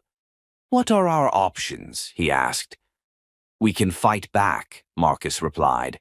"I've been investigating Merchant's organization for years. He's not clean, Stephen. There are bribes, kickbacks, environmental violations, worker safety issues. We could destroy him if we're willing to get dirty." Stephen was quiet for a long moment, staring out at the Richmond skyline. 2 months ago, he would have launched a counterattack without hesitation. He would have used every resource at his disposal to crush Carlisle Merchant, regardless of the collateral damage. But that was before he had learned what it meant to love someone more than victory. "No," Stephen said finally. "Stephen, if we don't fight back, if we fight back, Julie and Lisa get caught in the crossfire. Merchant is counting on that. He wants me to escalate this into a war because he knows that in war, innocent people get hurt." Marcus stared at him. "So what do you want to do?" Stephen closed his eyes and made the decision that would define the rest of his life. "I want you to prepare a complete separation of my personal assets from the company. Transfer all my holdings to a trust, liquidate what you can, and prepare for the worst-case scenario. Stephen, that will destroy you financially. Maybe, but it will protect them." Stephen opened his eyes, and Marcus was surprised by the peace he saw there. "Marcus, I've spent my entire adult life building this company. But what's the point of success if the people you love pay the price for it? Are you sure about this?" "I've never been more sure of anything in my life." What Stephen didn't know was that Julie had been watching the systematic destruction of his company with growing alarm and dawning understanding. As a lawyer who specialized in corporate cases, she recognized the pattern of reputation assassination. And as someone who had loved Stephen Whiston for over 20 years, she could see the pain behind his public composure. "Mom, have you seen this?" Lisa asked one evening, showing Julie her laptop screen with trembling hands. "Someone leaked Dad's financial records. He's been liquidating everything, selling off his assets and transferring hundreds of millions to charitable trusts." Julie studied the documents her daughter had found. Stephen was systematically dismantling his empire, giving away his life's work to causes they supported. Legal aid organizations, educational nonprofits, environmental groups, community centers. "Why would he do that?" Liesa asked quietly, her voice thick with emotion.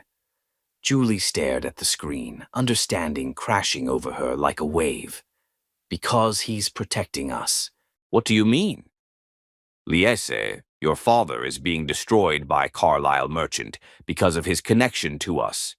Every dollar he owns, every asset in his name, can be used as a weapon against our family. So he's giving it all away." Julie's voice cracked as the magnitude of his sacrifice hit her.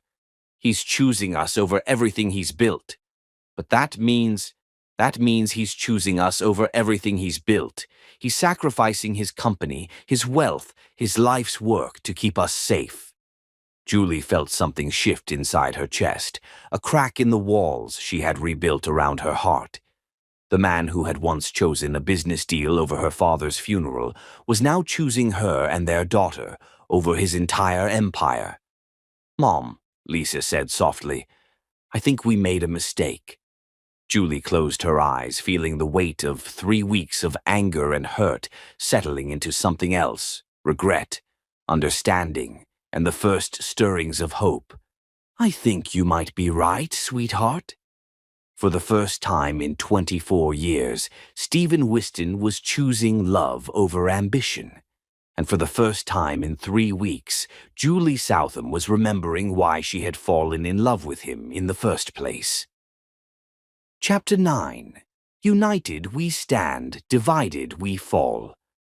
In the darkest moments of siege, when all seems lost and the enemy presses closer, the human heart reveals its true nature, not in surrender, but in the fierce determination to protect what matters most, to fight not for victory, but for love, not for conquest, but for family. Julie Southam had built her legal career on the principle that justice was not a privilege to be purchased, but a right to be defended. As she sat in her office at 3 in the morning, surrounded by boxes of evidence that could either save or destroy the man she had never stopped loving, she realized that this case would define not just her professional legacy, but the future of her family. "Mom, you need to see this," Lisa said, bursting through the office door with her laptop clutched against her chest. It had been 2 weeks since Stephen's financial records were leaked, and mother and daughter had been working in secret to uncover the truth behind Carlyle Merchant's systematic attack. "What did you find?" Julie asked, looking up from the corporate filings she had been analyzing. "Proof," Liesa said, setting her laptop on the desk with trembling hands. "Mom, I found proof that Carlyle Merchant has been doing this for years. Look, Henderson Chemical, Morrison Industries, Blackstone Development. They're all shell companies owned by Merchant Industries. And look at this pattern." Julie studied the screen, her legal mind immediately recognizing the significance of what her daughter had uncovered. He identifies successful companies with strong ethical reputations, then systematically destroys them by creating scandals and manufacturing evidence of wrongdoing. Exactly. And once the companies are weakened, he buys them for pennies on the dollar and strips their assets. Mom, he's destroyed 47 companies over the past decade using this exact method. Julie felt a surge of pride watching her daughter's analytical mind at work. "Lisa, this is brilliant detective work, but we need more than pattern recognition to build a case." "I know. That's why I reached out to Aurelius Kane." Julie's eyebrows shot up. "Stephen's investigator? Sweetheart, I'm not sure that's—" "Mom, listen to me," Lisa interrupted with the passionate intensity she had inherited from both parents. "Dad is being destroyed by a man who has made a career of crushing good people. We can't let our pride get in the way of doing what's right." Before Julie could respond, there was a knock on the office door. Aurelius Kane entered, followed by Oriana Blackwood, both carrying briefcases that suggested they had been as sleepless as Julie and Lisa. "Miss Southam," Aurelius said formally, "Lisa asked me to bring you something that might interest your legal practice." Julie studied the man who had been Stephen's closest friend for 2 decades. "Mr. Kane, I appreciate whatever help you're offering, but I'm not sure." "This isn't about Stephen," Aurelius said quietly. "This is about stopping a predator who has destroyed dozens of companies and hundreds of families. Stephen doesn't even know we're here." Oriana stepped forward, her artist's eye bright with the passion she brought to causes she believed in.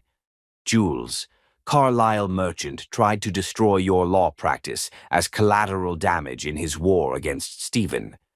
Are you really going to let him get away with that?" Julie looked between her daughter, her best friend, and the investigator who might hold the key to everything. "What do you have?" Aurelius opened his briefcase and spread documents across Julie's desk. Financial records, testimony from former employees, evidence of bribery, witness intimidation, environmental cover-ups, worker safety violations. Everything you need to file criminal charges against Carlyle Merchant and civil suits on behalf of every company he's destroyed. Julie's legal instincts took over as she began examining the evidence. "This is extensive. How long have you been investigating him?" 5 years, Aurelius replied, "ever since he tried to destroy a small tech company in Norfolk, whose only crime was bidding against him for a government contract. I've been building this case piece by piece, waiting for the right moment and the right legal team to take him down. And you think we're the right legal team? I think you're the only legal team with both the skill and the motivation to see this through," Aurelius said. "Julie, Merchant is counting on Stephen being too isolated to fight back effectively. He doesn't know about this alliance between you, Lisa, and my investigation. Julie was quiet for a long moment, studying the evidence. It was solid, overwhelming, exactly the kind of case she had built her career on. But it was also personal in a way that made her uncomfortable. "What does Stephen know about this?" she asked finally. "Nothing," Oriana said firmly. "Julie, your ex-husband is currently in his office giving away his fortune piece by piece to protect you and Liese. He's sacrificing everything he's built because he finally understands that love matters more than success. Are you really going to let pride stop you from helping him?" "It's not about pride," Julie replied, but even as she said the words, she knew they weren't entirely true. "Then what is it about?" Lisa asked, settling into the chair beside her mother. "Mom, I know you're still hurt about what Dad did with the law firm, but look at this evidence. Merchant isn't just attacking Dad. He's attacking everyone who stands for the values we believe in. This is exactly the kind of case you've always told me was worth fighting." Julie looked at her daughter, brilliant, passionate, determined to make the world better, and saw herself at that age. "What are you proposing?" "That we take the case," Lisa said simply. "All of us. Your legal expertise, Aurelius's investigation, Oriana's connections in the community, my research skills. We expose Merchant for what he is and stop him from destroying anyone else. And your father?" "We tell him after we've built an unbreakable case," Lisa replied. "We don't ask for his help. We don't consult his judgment. We don't give him the chance to try to control the situation. We just present him with the solution and let him decide whether to be part of it." Julie felt something shift inside her chest. This wasn't about saving Stephen. This was about justice.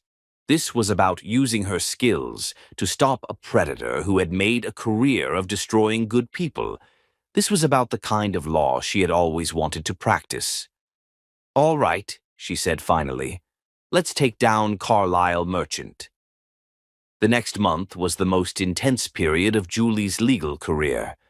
Working 18-hour days, she and her team built a case that was both comprehensive and devastating. They interviewed witnesses, analyzed financial records, traced money trails, and documented a pattern of corporate predation that spanned decades. Liesa proved invaluable, her analytical mind perfect for organizing complex evidence, and her passion for justice driving her to work tirelessly. Watching her daughter in action, Julie realized that Lisa had inherited the best qualities of both parents, Stephen's strategic thinking and her own moral compass. "Mom, look at this," Lisa said one evening as they worked late in the office. "I cross-referenced Merchant's acquisition timeline with the dates of the manufactured scandals. In every case, he waited exactly 60 days after the initial attack before making his buyout offer. It's like clockwork. Which means we know when he's planning to make his move on Stephen's company," Julie realized. "Liese, you've just given us the timeline we need to file our charges and freeze his assets before he can complete his acquisition." It was Oriana who suggested they needed to tell Stephen what they were doing.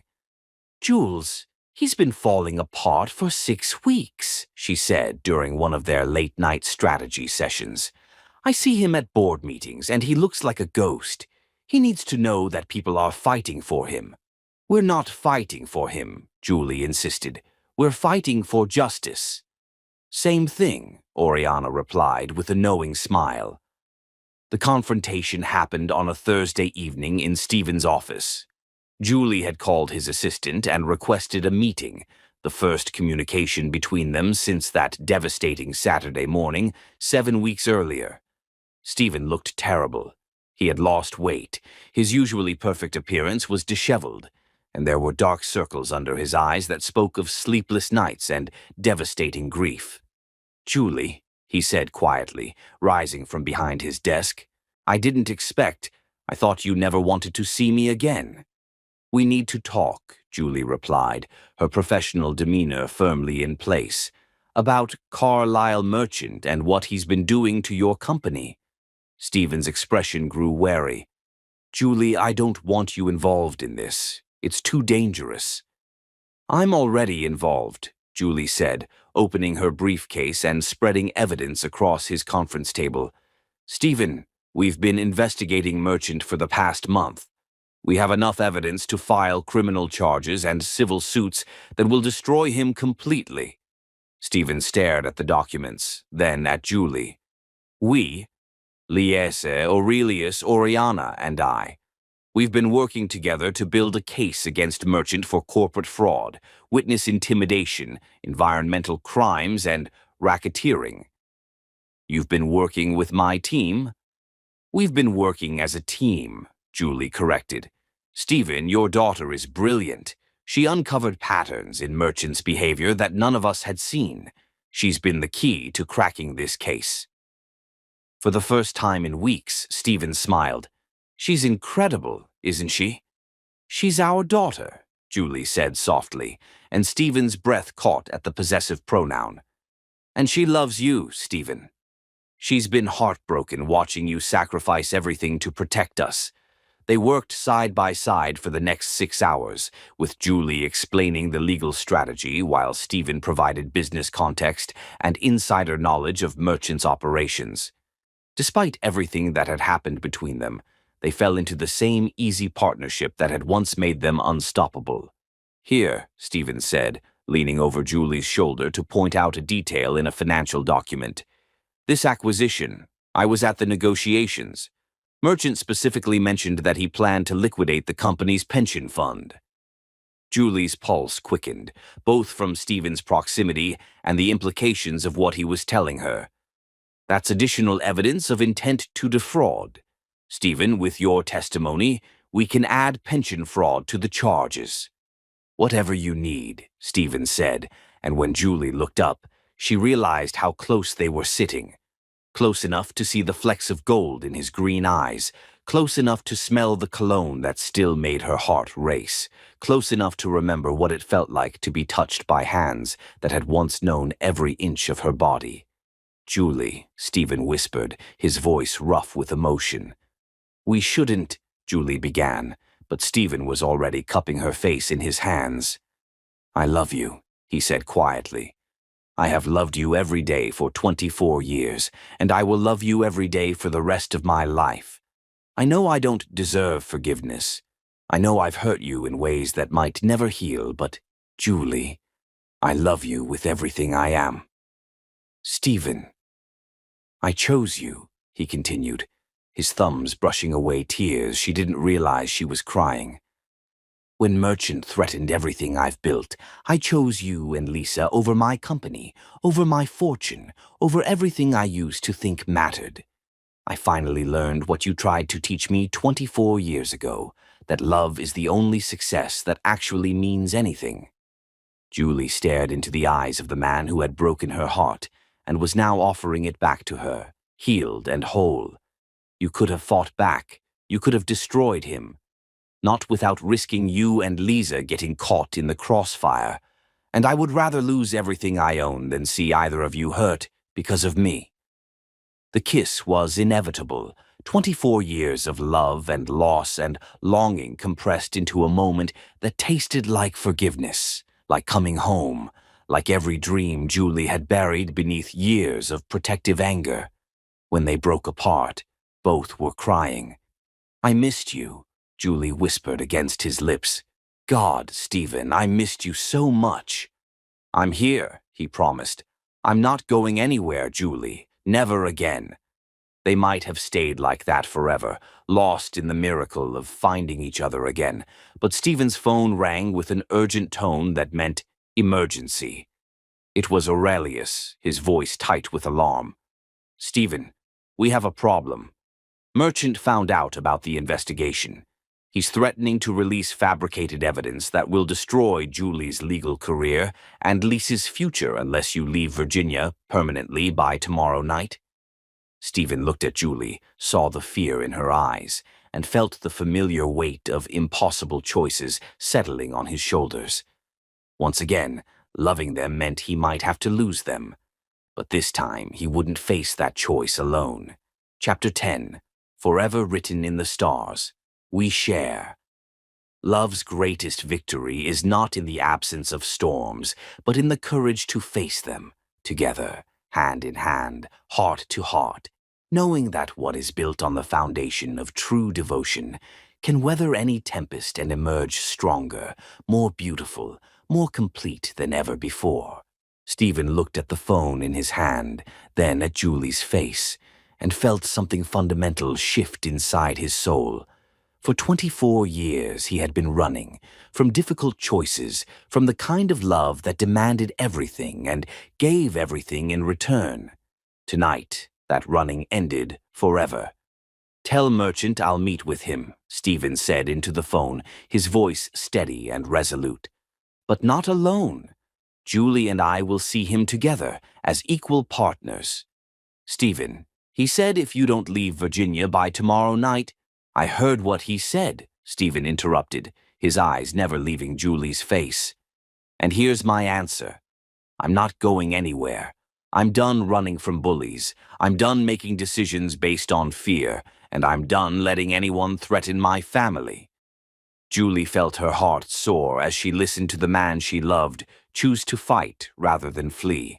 This was the Stephen she had always known he could become.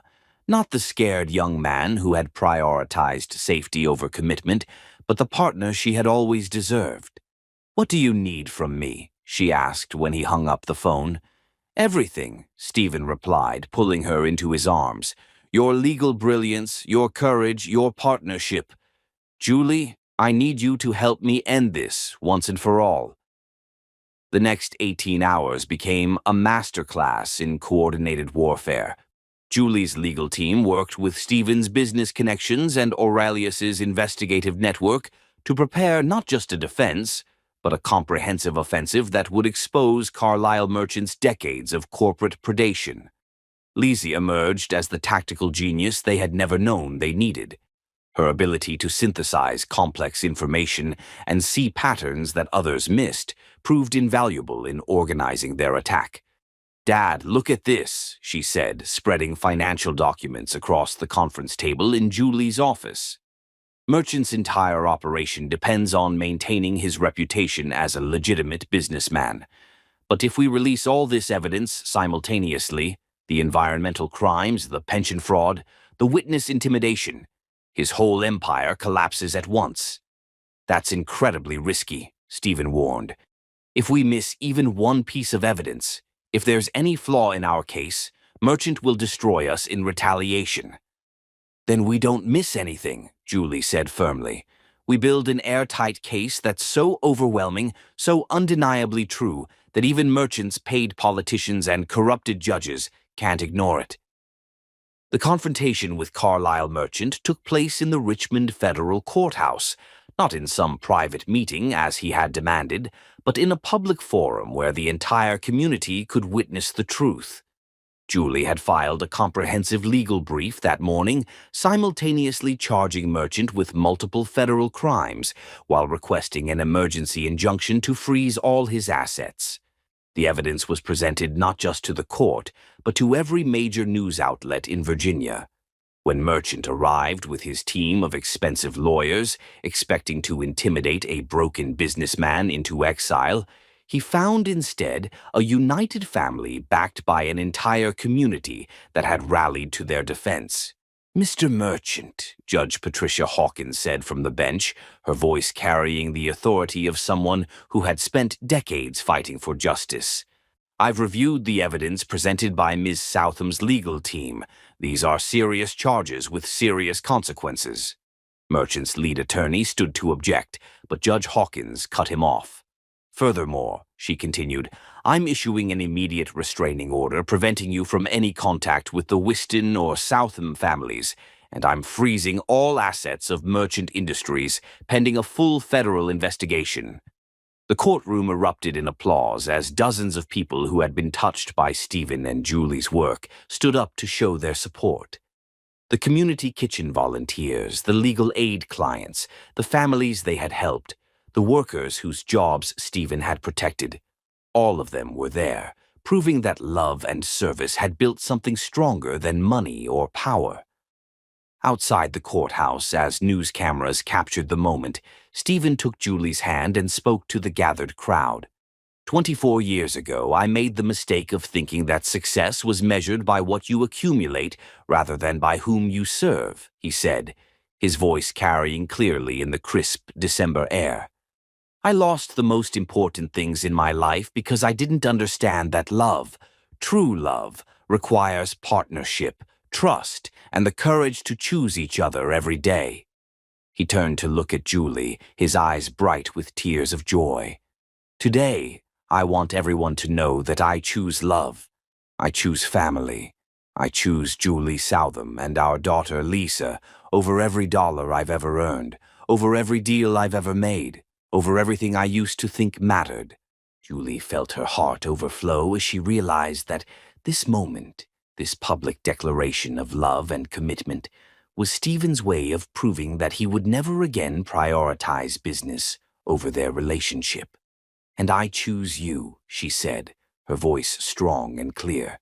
"I choose the man you've become, the partner you've proven yourself to be, the father our daughter adores. Stephen Whiston, I choose us." The crowd cheered as Stephen pulled Julie into a kiss that tasted like victory, like redemption, like every dream they had ever shared finally coming true. 6 months later.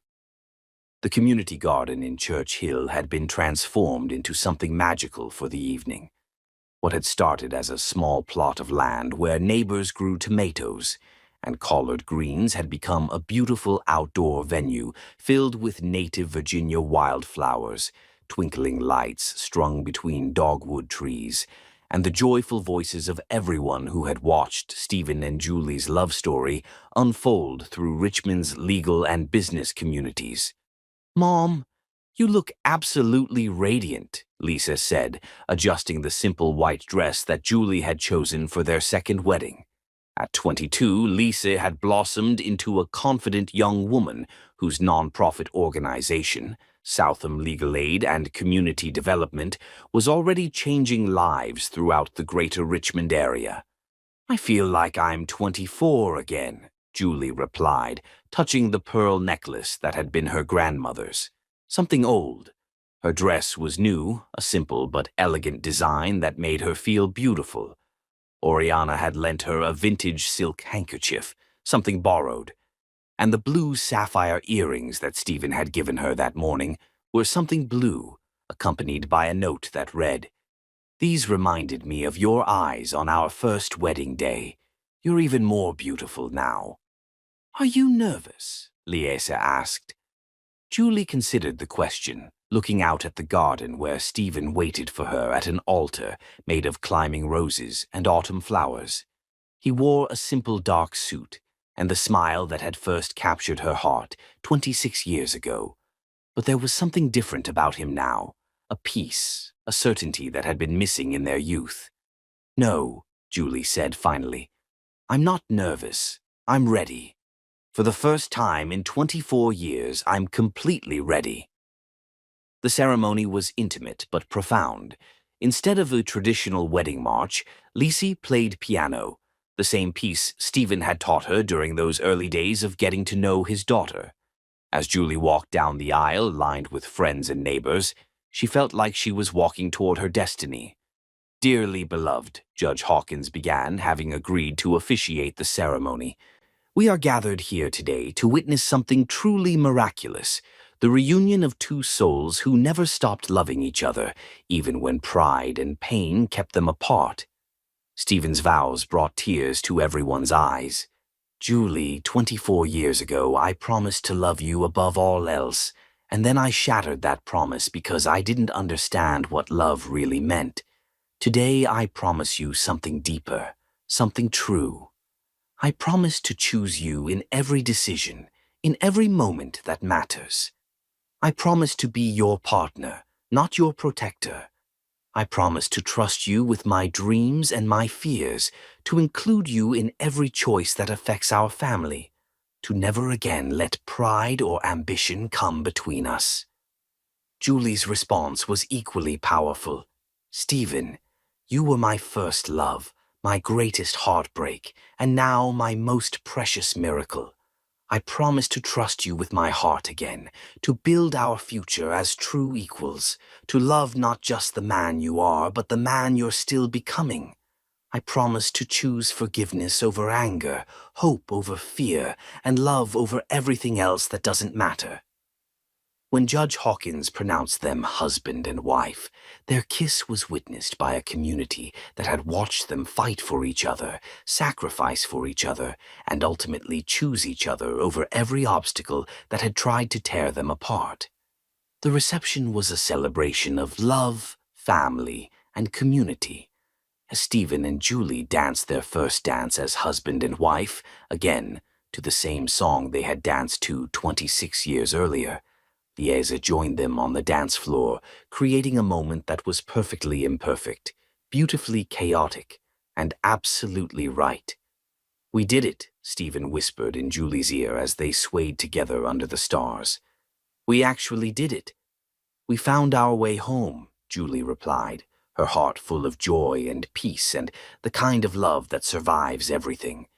As the evening wound down and their guests began to leave, Stephen and Julie stood together in the garden where they had just reclaimed their future, watching Lise laugh with her friends and marveling at the life they had built from the ashes of their mistakes. "Do you think we would have made it if we'd stayed together the first time?" Julie asked quietly. Stephen considered the question seriously. "No," he said finally. "We were too young, too scared, too proud. We needed to become the people we are now. People who understand that love isn't just a feeling, it's a choice you make every day." "And what choice are you making now?" Julie asked, turning in his arms to face him. Stephen looked down at his wife, his partner, his equal, his heart's home, and smiled with the confidence of a man who had finally learned what truly mattered. "I'm choosing forever," he said simply. "I'm choosing you, our daughter, our family, our life together. I'm choosing love over everything else, every day for the rest of my life." Above them, the Virginia stars shone bright and eternal, witnesses to a love that had survived separation, betrayal, pride, and time itself. And in the garden where their community had watched them recommit to each other, Stephen and Julie Whiston began the greatest adventure of their lives, growing old together, raising their daughter together, and proving that some love stories are too powerful to end. They can only pause before finding their way to happily ever after. Their wedding song played softly on the evening breeze, and they danced under the stars, finally and forever home. The end. A love story about second chances, the power of family, and the truth that some bonds are stronger than time itself.